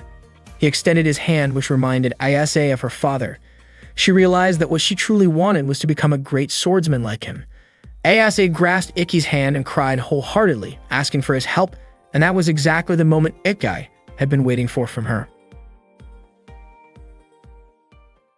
Last Samurai was the nickname of Kaido, Ayase's father. When Ayase was in middle school, Kaido retired due to his weakened heart. Even though his swordsmanship was no longer as sharp as it had been, Kaido still devoted himself fully to guiding his students. 2 years ago, Kaido taught Ayase the secret Teni Muha technique. Ayase appeared tense while learning the technique and felt it would be impossible to master, yet Kaido was confident that Ayase would understand it because she was more serious than anyone else he had ever taught. Kaido instructed Ayase that no matter what happened, she should always uphold her dignity, maintain proper manners, help those in need, and stay away from evil. For Kaido, the art of Ayatsuji swordsmanship was about protecting others. Ayase understood that her father's time was limited, which was why he taught her the secret technique and entrusted the Ayatsuji sword art to her. She could only watch silently as her father lay in the hospital bed. That day, Ayase walked with Iki and Stella. Stella mentioned Kurado, who was known as a rogue craftsman, notorious for attacking schools unofficially and challenging martial arts academies throughout the city. Aki added that Kurado had made it into the top 8 at last year's 7 Stars Festival, and because of his incredible strength, he had earned the title Sword Eater. Ayase admitted that Kurado was indeed extremely powerful. 2 years ago, when he challenged Kaido's academy, Kurado had not used his device, meaning he fought without relying on his enhanced power. Even so, Kurado had defeated the last samurai. The battle between Kurado and Kaido felt like a nightmare to Ayase. At that time, Kurado and Kaido clashed swords, and Kurado's strikes caused Kaido to fall. Ayase and the students rushed to help him and urged him to stop fighting. Kaido expressed gratitude for their concern, but insisted he could not allow Kurado to harm them. Kaido advanced again to confront Kurado, but Kurado easily held him off. Kurado mocked the last samurai, claiming that fighting to protect others was futile, yet his own skills were limited. Kaido, fueled by emotion, continued attacking Kurado, only to be countered again. Ayase felt deep worry for her father. Kaido then used the ultimate technique of Ayatsuji swordsmanship. At that moment, Kurado nearly panicked, as the technique was close to defeating him. Unfortunately, Kaido's weakened physical condition made it easy for Kurado to overpower him. Kaido collapsed after being struck. Ayase ran to her father and embraced him. Kaido apologized before his body went limp. Following this, Kurado seized control of their academy, leaving Ayase furious. She wished she could have stopped Kurado herself, taking her father's place in the fight. To Ayase, the way Kurado wielded his sword showed neither honor nor beauty, but aggression and recklessness. Men like Kurado had defeated Kaido and tarnished the principles of Ayatsuji swordsmanship. Iki, motivated by loyalty, resolved to defeat Kurado on his own for Kaido's sake. Ayase escorted Iki and Stella to the academy that had been taken over by Kurado. They approached the gate, where Kurado's followers had gathered. Stella sarcastically referred to them as a group of clowns. Polite but firm, Iki approached and requested to meet Kurado. Iki met Kurado along with Ayase and Stella. Kurado recognized Iki and immediately called him a coward. Without hesitation, Iki challenged him to a duel, declaring that he represented Ayase in reclaiming the academy. Kurado had not expected Iki to challenge him, and he noted how different Iki's demeanor was compared to their encounter at the cafe. Kurado asked what Ayase had told Iki. Iki explained that students from the Night Academy were forbidden from using their devices outside the school environment unless they had permission from the owner of an accredited martial arts academy. Iki was confident that Kurado would not refuse a duel. Kurado smiled, intrigued by the challenge, but wanted to see if Iki was truly worthy as an opponent. Iki displayed several student ID cards belonging to Kurado's followers, signaling that he had already defeated them all. Kurado activated his device Orochimaru while Iki activated his Intetsu. Kurado charged at Iki, striking quickly with his sword, while Iki defended and dodged the attacks. Iki attempted to strike Kurado's left side, but Kurado successfully blocked it. Iki was puzzled as his timing had been fast, and he wondered if Kurado had predicted his moves. Kurado struck again, transforming his staff into a flail. Orochimaru had the ability to change shape to control the distance of his attacks. Iki struggled to evade Kurado's flail attacks. Stella and Ayase observed the battle, with Stella noting that while Iki could not attack an enemy outside his normal range, he was far from weak. Iki advanced to strike Kurado, anticipating the flail and managed to avoid it. Ayase marveled at Ikki's perfect vision technique. As Ikki closed in, Kurata returned the flail to its staff form, launching a rapid attack that nearly struck Ikki. Kurata laughed, acknowledging Ikki's skill in evading his strike. Ikki realized that this was the true power Kurata had used to defeat Kaido. Ikki pointed out that the source of Kurato's strength was his reflex speed. Reflex speed refers to how quickly someone can observe, understand, and respond. Most people perform this process in about 0.3 seconds. For Ikki and Stella, even after rigorous training, they could only reach 0.1 seconds, while Kurato's reflex speed was under 0.05 seconds. This meant that while Ikki performed one move, Kurata could execute 2 to 3 moves. With this ability, Kurata could defend against attacks that would normally be impossible to block and even redirect a sword strike mid-motion, causing the attack's direction to change unexpectedly. Kurata acknowledged that Ikki was the first person to notice his marginal counter so quickly. He explained that Ikki would not be able to defeat him because the marginal counter was not a technique, but a natural talent. No matter how hard Ikki trained, honed his skills, or devised strategies, he could not surpass Kurata. Kurata launched a simultaneous two-directional attack, pushing Ikki into a corner. Ikki used an abnormal defensive technique to halt Kurato's assault for a brief moment, but Kurata struck again, this time using 4 attacks at once. The longer the battle continued, the more difficult it became for Ikki to defend, and he eventually sustained a wound on his chest.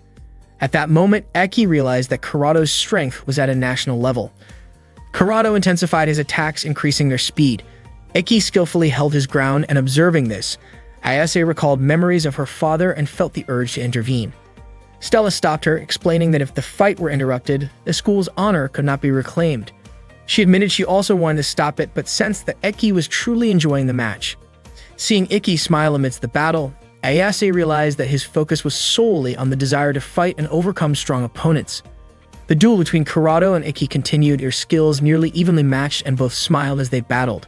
Stella questioned whether Kaido was truly shaken. Ayase was surprised by her question because it was clear that Kaido was unsettled, and if Kurata had not appeared, he and Ikki could have been living peacefully. Stella suggested that Ayase's assumption might be wrong. Even for someone renowned in the sword arts and called the last samurai, happiness would not necessarily come from training in one place every day. Stella acknowledged that Kurata's approach was intense and demanding, but when someone who had grown bored suddenly encountered a worthy opponent, that challenge could become exhilarating. Stella became emotional, realizing that her father's words were not about weakness but a kind of apology to Kurata, acknowledging that Kaido had limits. Ayase also cried, understanding that she had never truly comprehended the spirit of a swordsman. Meanwhile, the fight between Ikki and Kurata continued, with Kurata beginning to show signs of fatigue. Stella noted that the weakness of a sword eater lay in stamina, as their multiple movements quickly drained energy. Kurata remarked that stubbornness should have limits, but Ikki confessed that he hated losing.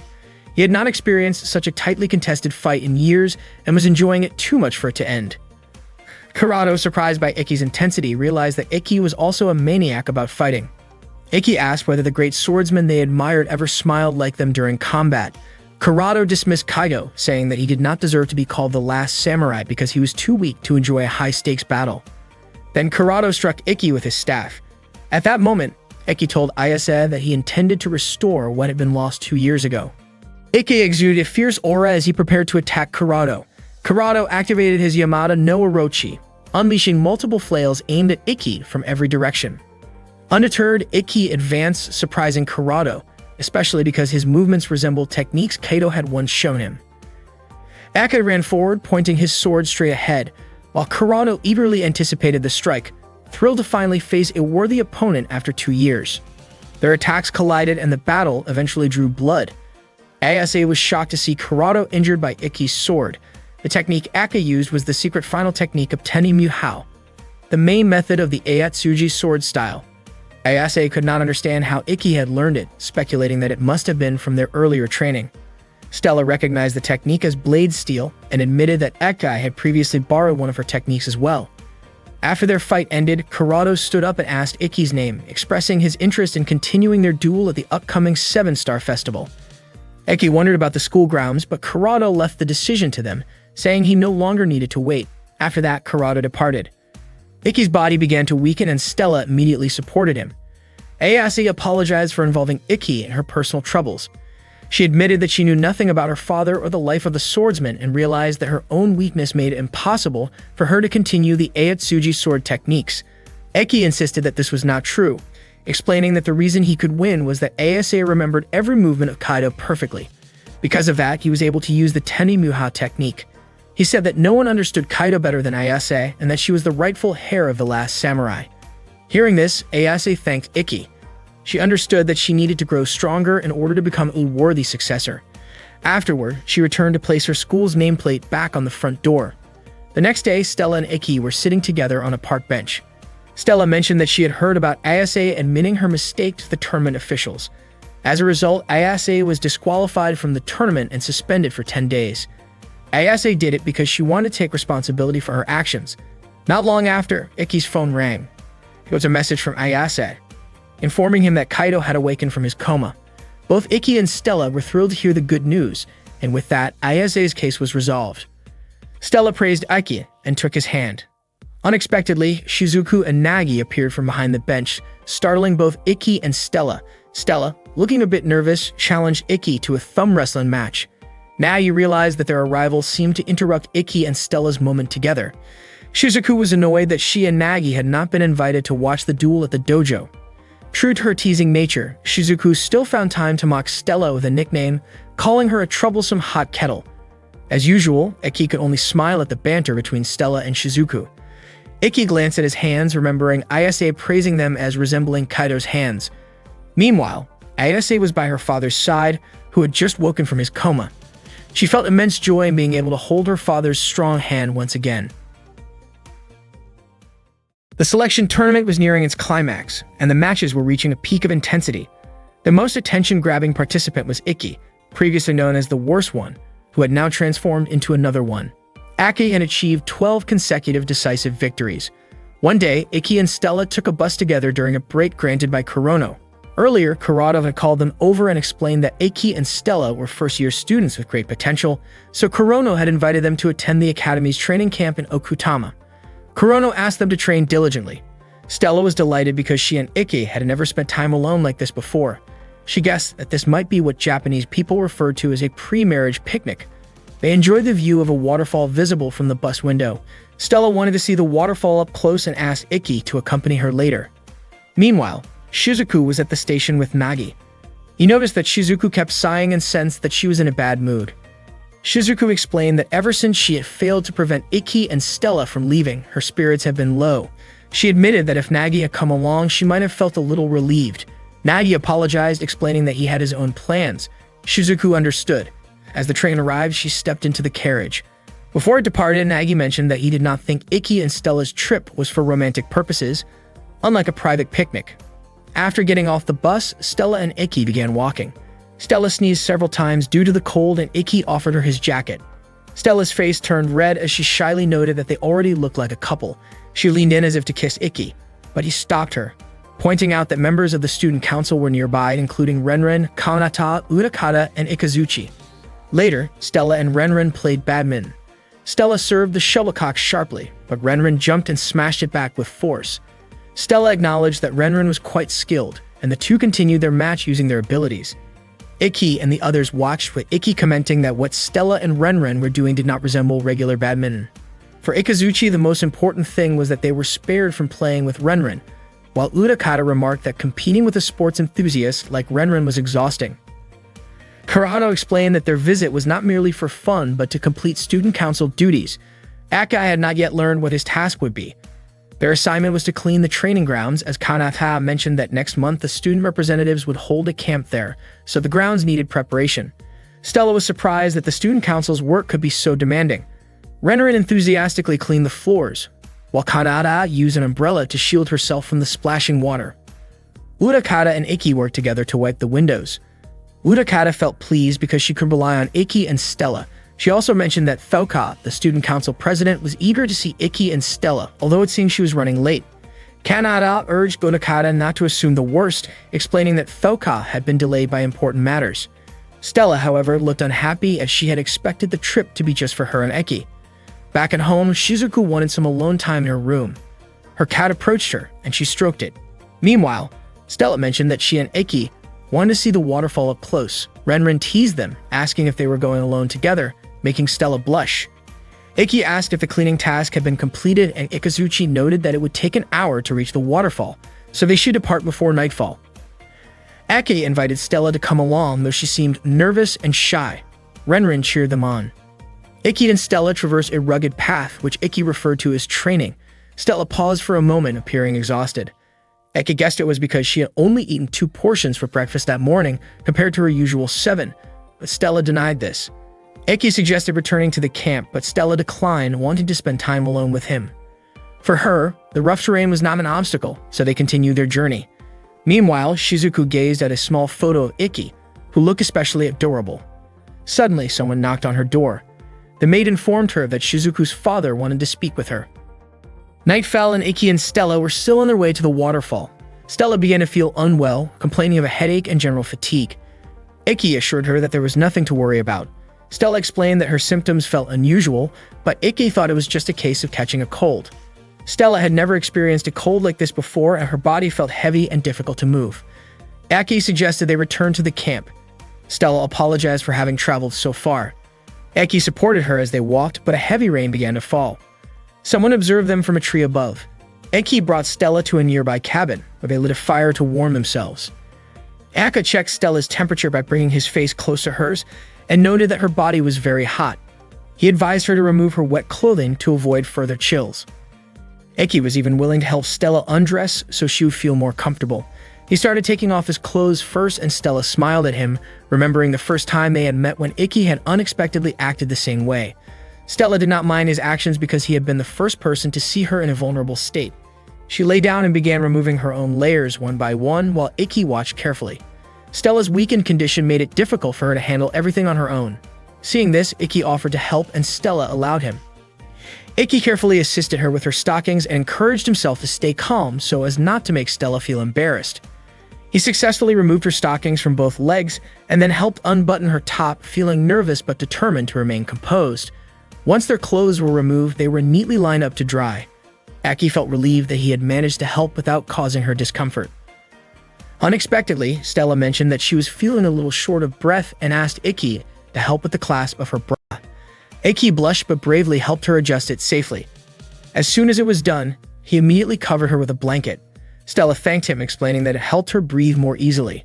She apologized for causing him extra trouble, but Ikki reassured her that it was perfectly normal since she was unwell. Stella noticed Ikki seemed a bit embarrassed and reassured him with a smile, understanding that he sometimes got flustered in these situations. Ikki laughed and admitted that occasionally people lose composure in delicate moments, telling Stella not to worry about it. He apologized again, but Stella said she did not mind at all and was actually glad to see that he cared for her. Aki admitted that he did care deeply about her, and Stella appreciated his honesty. She asked if he wanted to express his feelings more openly, which surprised him. He realized she might have misunderstood his intentions and apologized, explaining that he wanted to express his feelings proudly but was concerned about taking things too far too quickly in front of their families. Stella understood, seeing that his restraint showed he was serious about her, and she sincerely appreciated his consideration. Not long after, Ikki's phone rang. He'd assumed it was the student council calling because they were worried about him. He picked up and informed them of his location. Meanwhile, Stella lay down on the floor, realizing that she might have been acting a bit mischievously. At that moment, someone who had been following Stella and Ikki reported their location to their supervisor. Shizuku approached her father in his study. Her father, Kurage Natsuki, greeted her, but Shizuku immediately asked him to get straight to the point as she did not want to engage in small talk. She had come home because she had received a letter from her mother. Itsuki explained that he had asked Shizuku's mother to write the letter because he anticipated that Shizuku might not want to hear what he had to say in person. His main concern was simply to check on Shizuku, who was living far from home. Shizuku was curious and wondered why her father did not simply get updates from the academy. Itsuki mentioned that he had already heard about the results of the tournament and expressed pride in Shizuku for winning 12 matches, saying that was how a Kurogen family member should perform. He also believed that Shizuku had a strong chance of advancing as a representative. Shizuku then asked if her father was not proud that Ekami had also passed the tournament selection. Itsuki insisted that he was not dismissive, but Shizuku felt he was lying. Frustrated, she left the study without saying more. Meanwhile, as Stella slept, Ikki heard a massive rumbling. He rushed outside the cabin and was shocked to see a giant stone monster destroying the building. Quickly, he rescued Stella, placing her safely near a tree before preparing to confront the monster. Activating his Intetsu device, Ikki used his first secret Seikiki technique, instantly shattering the stone creature. However, the rubble unexpectedly reformed and attacked him again. Ikki could not understand what this creature was or why it was attacking. More stone monsters appeared and Ikki was knocked back by their strikes. Stella, witnessing the chaos, became frightened. As the stone monsters approached her, Ikki shouted loudly. At that moment, Renren arrived to protect Stella.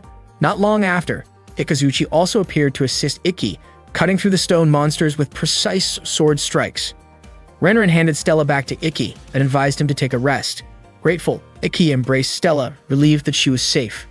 Suddenly, Urakata appeared, commenting that Ikki seemed to be dealing with a troublesome enemy. Ikki explained that simply destroying the stone monsters was not enough. He suspected a blazer was controlling them from a distance.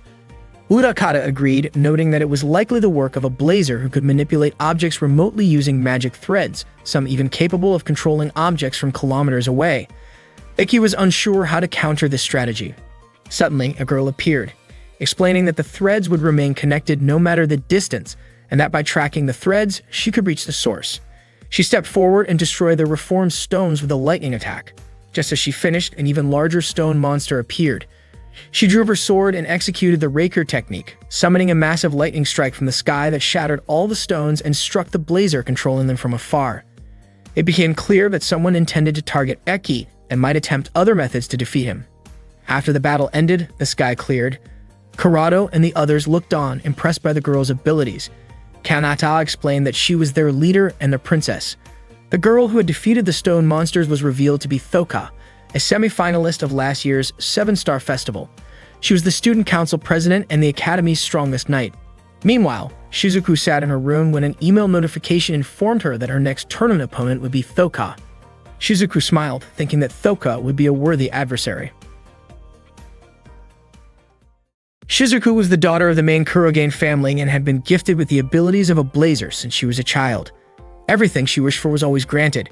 Because of power, children could make mistakes freely and adults could forgive those mistakes. Shizuku grew weary of what people called humans, yet Ikki always pointed out when she was wrong. Unlike others, Ikki did not fear authority. From that point, Shizuku decided to follow Ikki wherever he went. However, she had no understanding of how harsh others could treat him or the cold loneliness he carried within. One day, Stella was at a cafe with Ikki and Nagi. She had not expected the newspaper to report about a surviving giant tribe, which in reality was nothing more than stone dolls and not living creatures at all.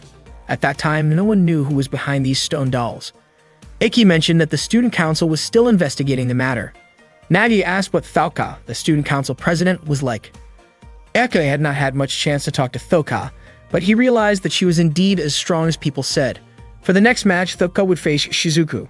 Because of this, Shizuku began preparing by sparring with a top-level student who could control electricity. She even told Nagi not to come along so that he would not distract her. According to Stella, electricity would be a challenging opponent for Shizuku, who controlled water. However, Nagi believed that this would not be a problem for Shizuku because of her high level of magical control.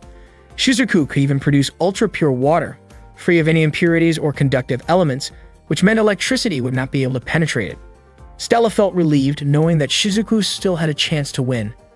Ikki wanted Shizuku to succeed, but he was also worried about her.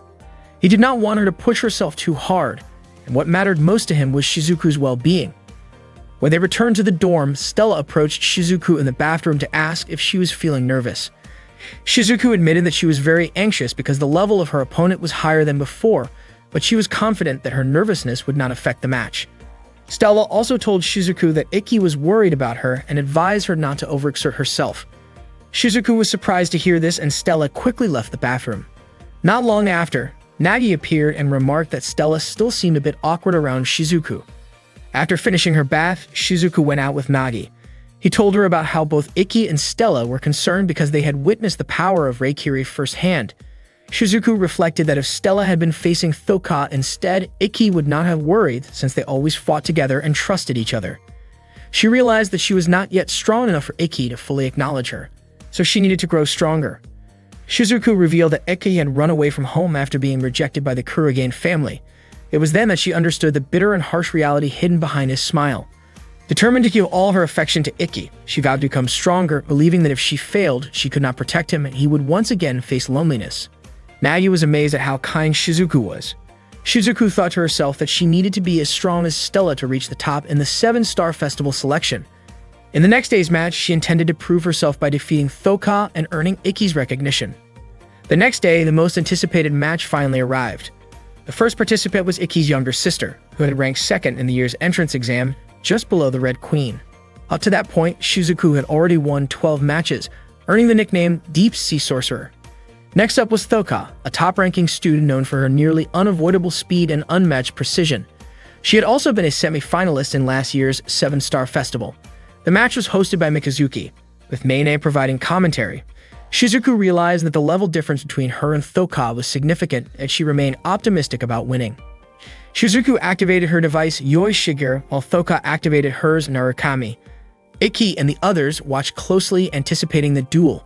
Shizuku reflected on the strength of her feelings for Ikki over the past 5 years, determined to surpass her limits to earn his recognition. When the match began, both stood still. It seemed they were waiting for the other to make the first move. Both were exceptionally strong, worthy of the festival, meaning a single mistake could determine the outcome. Aki believed that Shizuku did not move first because she knew Thoka had a deadly short-range sword technique called Raikiri. Thoka had never lost when using Raikiri.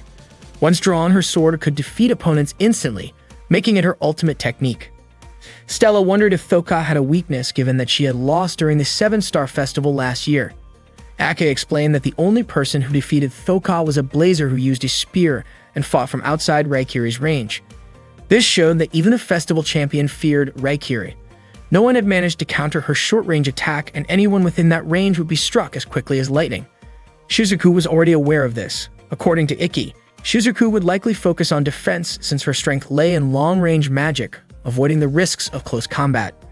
After a brief moment of silence, Shizuku froze the arena and launched an attack on Thoka using her Shiruden technique.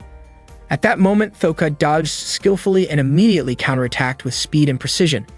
Shizuku had anticipated this and quickly activated her Showa to protect herself. Thoka leaped into the air and continuously struck the water wall with her lightning attacks. To maintain the Showa, Shizuku had to keep generating ultra-clear water constantly. The difference in their speed became evident. Shizuku halted Thoka by freezing the water near her and then attacked with a massive ice wall. The students were thoroughly enjoying the match. According to Nagi, Thoka was a quick thinker, while Shizuku was more calculated. During brief pauses, Shizuku managed to stop her opponent and launch large-scale ice strikes. She was remarkable, performing 3 types of magic simultaneously. Unfortunately for her, Thoka easily shattered the ice wall in an instant, prompting cheers from the audience. Mikazuki and Nene were clearly enjoying the high-level match. The spectators praised Thoka for her strength and admired Shizuku for being able to keep up despite still being a first year. Stella also praised Shizuku's skill, and Nagi noted that this match carried a different kind of intensity. Shizuku still could not understand how Thoka reacted to the sudden attack she had launched. She wasn't sure if Thoka knew exactly how her magic worked, especially since overhead attacks usually target blind spots, yet Thoka seemed to perceive what others could not. Urakata admitted that if Shizuku could match Thoka, it was impressive. She had not expected first-year students, besides Ikki and Stella, to be so skilled. Shizuku was an unexpected talent. Kurado also could not believe that Shizuku was holding her own against Thoka to such an extent. Urakata noted that Thoka and Shizuku were evenly matched, but only in long-range combat. Sure enough, Thoka approached Shizuku and struck her quickly. Shizuku was sent flying backward, and Thoka immediately followed up with another lightning strike. Shizuku struggled to defend herself, surprised by what had just happened. Mikazuki was also startled, seeing Shizuku almost fail to block the attack and guessed that perhaps Shizuku had momentarily spaced out. Shizuku, however, was certain she had not looked away for a second. She wondered if her reflexes had slowed. She realized that the previous attack had been genuinely dangerous and she could not afford to lose focus. In a flash, Thoka's lightning struck Shizuku, causing her body to disperse into water. But suddenly, she reformed behind Thoka. Her arm had been injured in the process. Shizuku was curious about the technique Thoka had used, as it had been invisible to her eyes. She fought desperately against Thoka's relentless attacks. At that moment, Mikazuki was surprised to see Nene, who was standing nearby, perform an astonishing trick. Stella, meanwhile, did not understand why Shizuku's reaction seemed slower than usual. According to Ikki, it seemed that Shizuku truly could not perceive the move, as he can experience a similar phenomenon when watching Nene in action. Suddenly, Nene appeared in front of Ikki. She explained that the movement was called Nukiashi, an ancient martial arts technique that combined precise breathing and footwork. She demonstrated by suddenly appearing behind Stella, startling her. Aki explained that Nukiyoshi works by hiding the movement in the opponent's subconscious. Even if Shizuku could see Falco's moves, she would not consciously register them. Her eyes captured the action, but her subconscious deemed it unimportant. Kurono was surprised that Aki knew so much about this. Iki himself was astonished that a student could perform such advanced techniques alongside Nene, the so-called Devil Princess. Kurono mentioned that both Nene and Thoka had learned from the same master, Torajuru Nangu, also known as the God of War. Nene insisted that she never considered Nango her teacher, but Kurono pointed out that Nene's choice of high sandals reflected his influence. Nene denied it and Kurono dismissed her, noting that Eki should understand that Shizuku would struggle against Nukiyoshi. Iki was confident that although Shizuku faced difficulties, there was still a chance she could find a way to handle Reikiri. Stella shouted words of encouragement to Shizuku. While Shizuku was not particularly fond of being cheered on by Stella, she knew Stella would definitely advance to the 7-Star Festival alongside Eki. Shizuku had promised herself that she would push her limits to show her commitment and could not afford to give up. She had to win the match and proceed to the festival with Iki and the others. With no other choice, Shizuku closed in on Thoka, realizing that continuing to defend would yield no results. She relentlessly attacked with ice walls, freezing the area around Thoka, preparing to strike. However, Thoka shattered the ice walls and swiftly attempted to strike Shizuku. Yet Shizuku multiplied her form, overwhelming Thoka with her multiple copies. The battlefield was shrouded in mist. Shizuku was certain that within this magical fog, only its creator could move freely. She was confident that there was nothing in the world that could not be cut by water. Shizuku raised her sword and ran toward Thoka, aiming for a decisive strike at her neck, but Thoka had already anticipated the move and activated her Reikiri attack. The lightning-infused strike toppled Shizuku, ending the match with Thoka as the winner.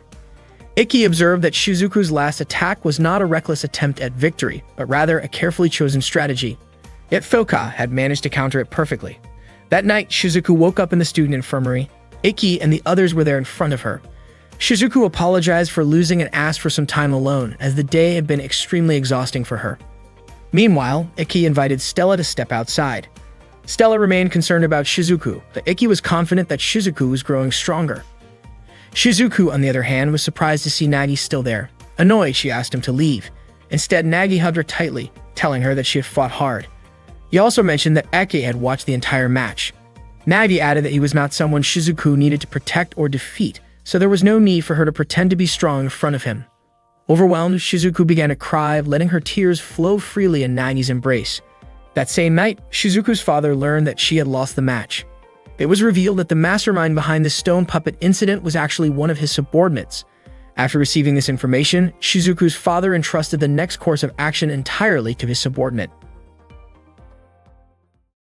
That day, Stella won her match again, bringing her total to a clean sweep of 14 victories. In the afternoon, she went for a walk with Iki behind the dormitory.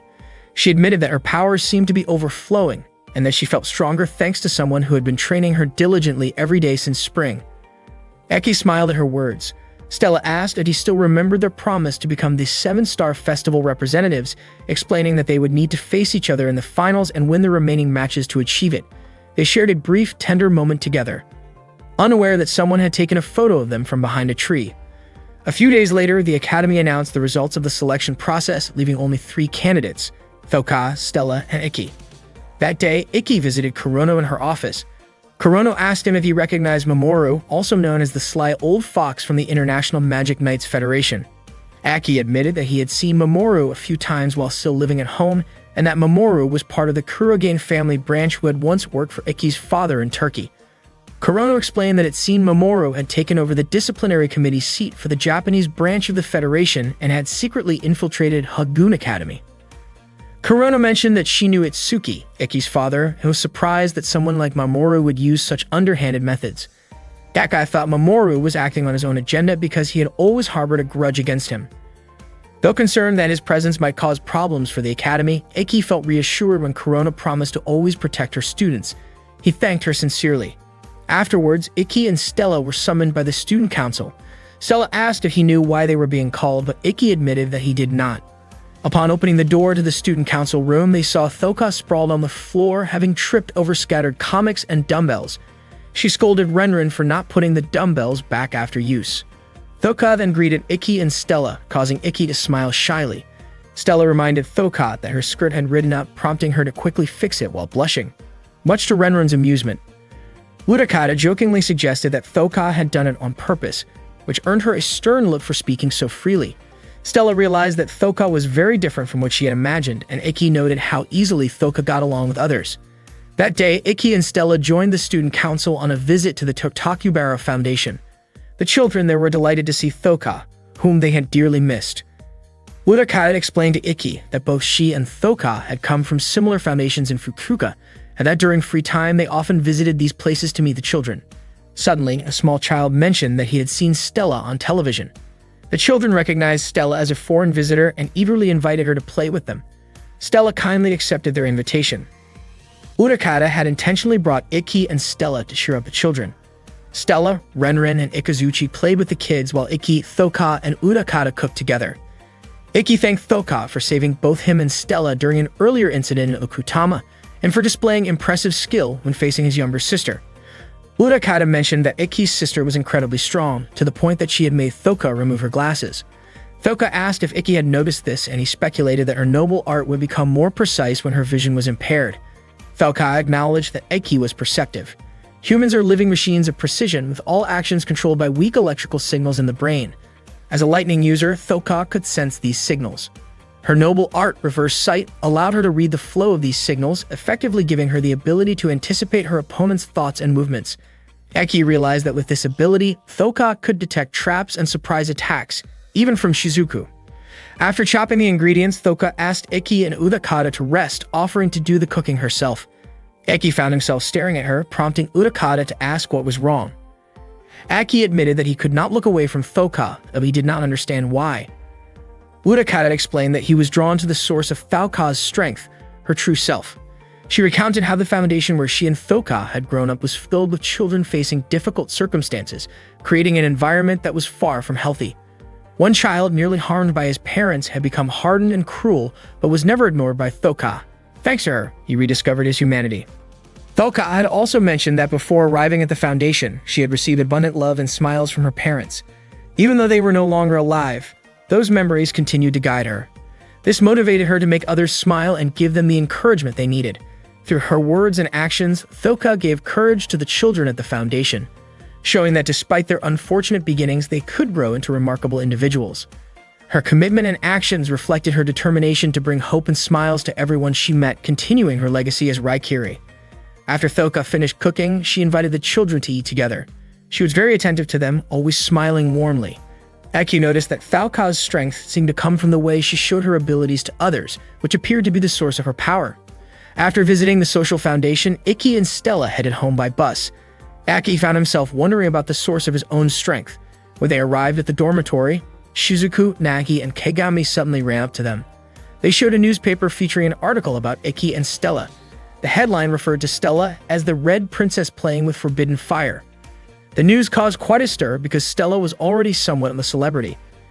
When Stella read the article, she realized that it even falsely claimed that her partner was Ikki, labeled as the weakest student at Hagun Academy, and that his behavior supposedly caused trouble for the Knights Federation. Stella could not accept these lies. Suddenly, a car drove up and stopped in front of them. Mamoru stepped out wearing a sly smile. Shizuku informed Nagi that Mamoru worked under his father. Mamoru told Ikki that he would be conducting an investigation into the case and requested that Ikki accompany him, explaining that this was an official decision by the Federation's disciplinary committee. Stella warned Mamoru not to act arbitrarily, but Ikki reassured her, asking her not to worry because it would not take long and that this was now his responsibility. He asked Nagi to look after Stella while he was gone. Mamoru then took Ikki to begin the investigation. On June 28, Ikki started staying in the detention facility. The next day, June 29, the investigation was held at the Japan branch of the International Magic Knights Federation.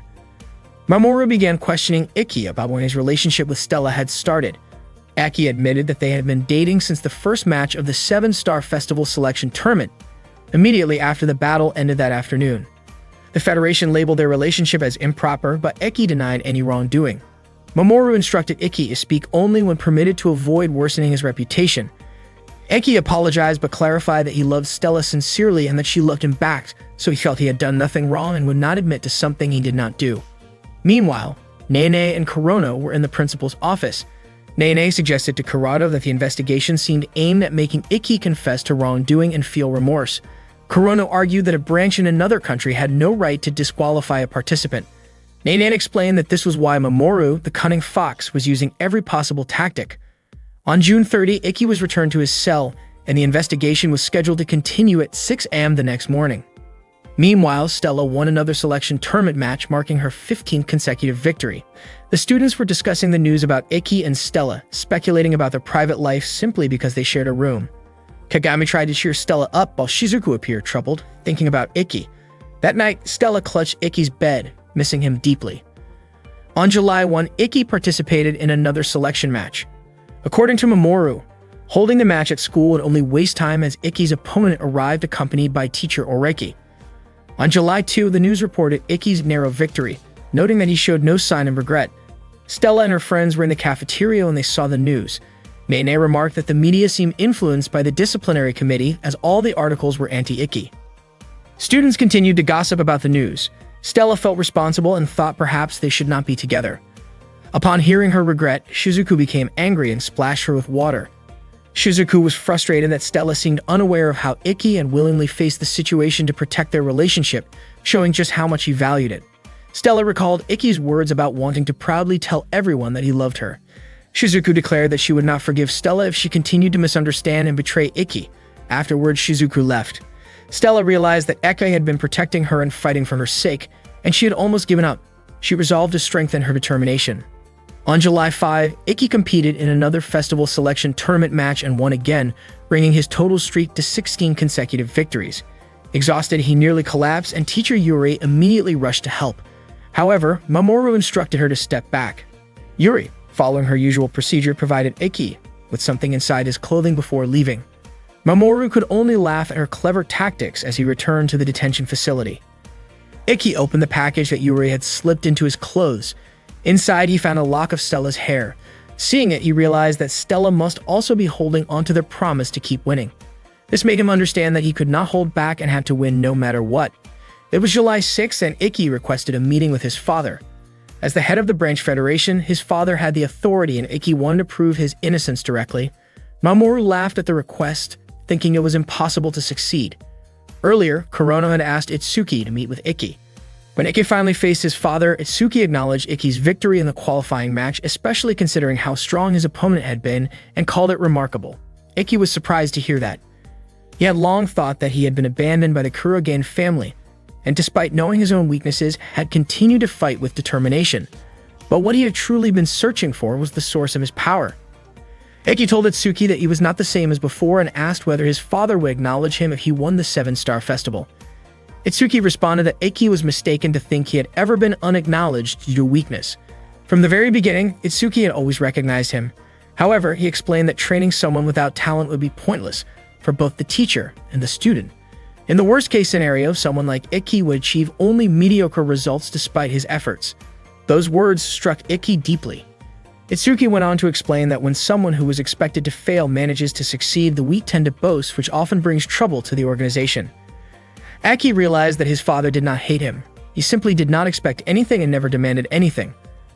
For Itsuki, Ikki was not a failed child. His father's request had been to forbid him from doing anything because he assumed Ikki could not achieve anything. Hearing this, tears welled up in Ikki's eyes. He finally understood that all along he and his father had been unable to truly connect.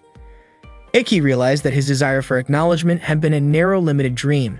Day after day, he continued to push forward, even while feeling trapped. He went on to win the 7-Star Festival qualifying matches again, sweeping through all 19 bouts. Kurono later shared Ikki's request with Shizuku, who had never imagined that Ikki would have such a wish.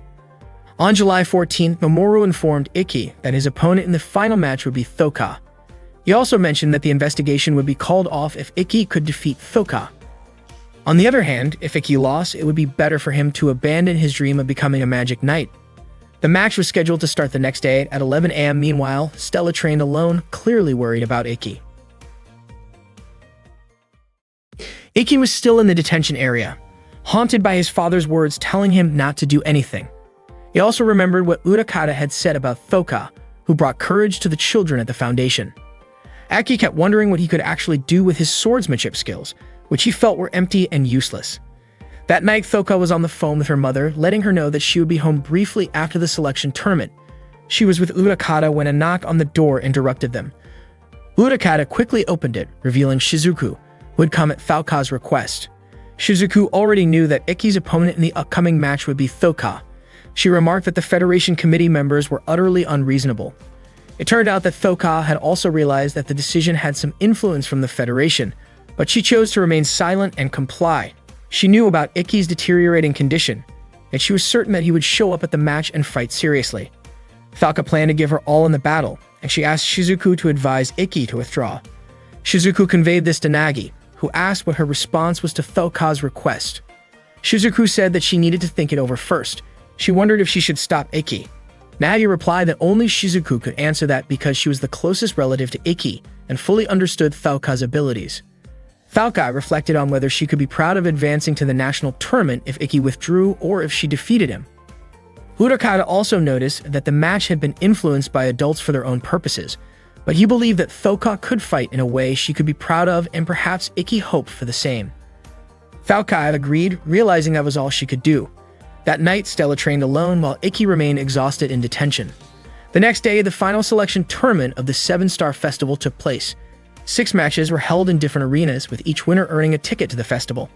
Each participant had already won 19 matches.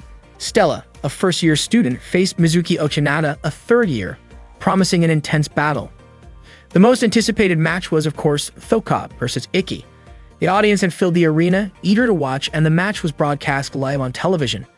As usual, Hangetsu hosted the event with Nene as commentator. However, Nene was once again distracted and ended up sitting with Kurono in the audience. It turned out that the Federation had required the match to be broadcast worldwide for Iki to participate, and they had arranged for him to face Thoka. Kurono realized that Mamoru was manipulating the situation, and only an Iki victory could prove the truth. Suddenly, Nangu arrived and greeted them, surprising Nene. He remarked that Nene was his favorite student, often harsh yet charming in her own way. Nene asked Nangu to stop speaking so strangely, but Kurono told her to admit that she actually felt happy. Kurono thanked Nangu for coming, guessing that he wanted to see Thoka's match. Nangu was indeed looking forward to it.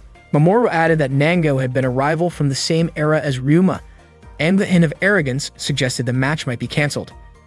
At that moment, the match was about to start, but Iki had not yet arrived at the arena.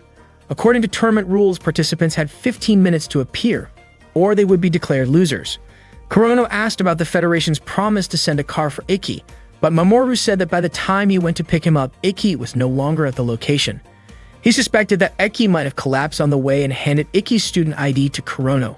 Meanwhile, Iki was slowly making his way to the arena, remembering Ryuma's advice not to waste his frustration as proof that he had not given up on his dream. His pessimistic thoughts told him that Ryuma's words were irresponsible, but Iki chose to trust them. He decided to live beyond limits even though everyone had their roles and abilities, and that Ryuma's words brought both hope and loneliness. He felt as if his efforts, like a fragile sword, were insignificant and not needed. Pessimistic thoughts tried to hold him back, reminding him not to be bound by words from those who were gone. Iki continued forward, ignoring those doubts, walking toward his dream until he reached Shizuku's outstretched hand. She welcomed him with a firm embrace. Shizuku did not want Iki to fight Thoka in such a state, but she also could not stop him. She realized that Iki never laughed at the Kurogen residence, but he could enjoy himself and laugh at the academy. Unexpectedly, friends, teachers, and fellow trainees greeted him, cheering him on. Everyone believed that Iki could show his abilities and win the match. They were certain that he would not give up. Kagami had even prepared a headline for the news of Iki's victory. Aki felt deeply moved seeing everyone cheering for him. Shizuku mentioned that at that moment, Iki was not alone because many hearts had been touched by his skills and trusted in his determination. Unexpectedly, Stella told Iki that she had managed to qualify for the 7-Star Festival as they had promised each other. Hearing this made Iki even more determined. He thought to himself that he could no longer hesitate because he and Stella had promised to reach the festival together. Stella wanted to take Iki to the peak of knighthood. Meanwhile, Urakata informed Thoka that Iki had already arrived. Thoka prepared herself to enter the arena, encouraged by Urakata. Hangetsu announced that the match would begin soon. From the east gate, Thoka entered the arena. She was like a sparkling star stepping onto the path of glory as she entered the final match. From the west gate, Iki also entered the arena. He was known as the lone fox who had faced hellfire, but emerged as a shining star. Not long after, Nagi entered the arena to watch, having also passed the selection tournament. At that time, Miyane noticed that Ikki seemed exhausted and wondered what the Federation had done to him. Mamoru suggested that perhaps Ikki had stayed up too late. Before the match began, Thoka apologized to Ikki, acknowledging that his entire body was injured. Despite this, she was really looking forward to the match because from the first time she saw Ikki, she had wanted to face him in combat.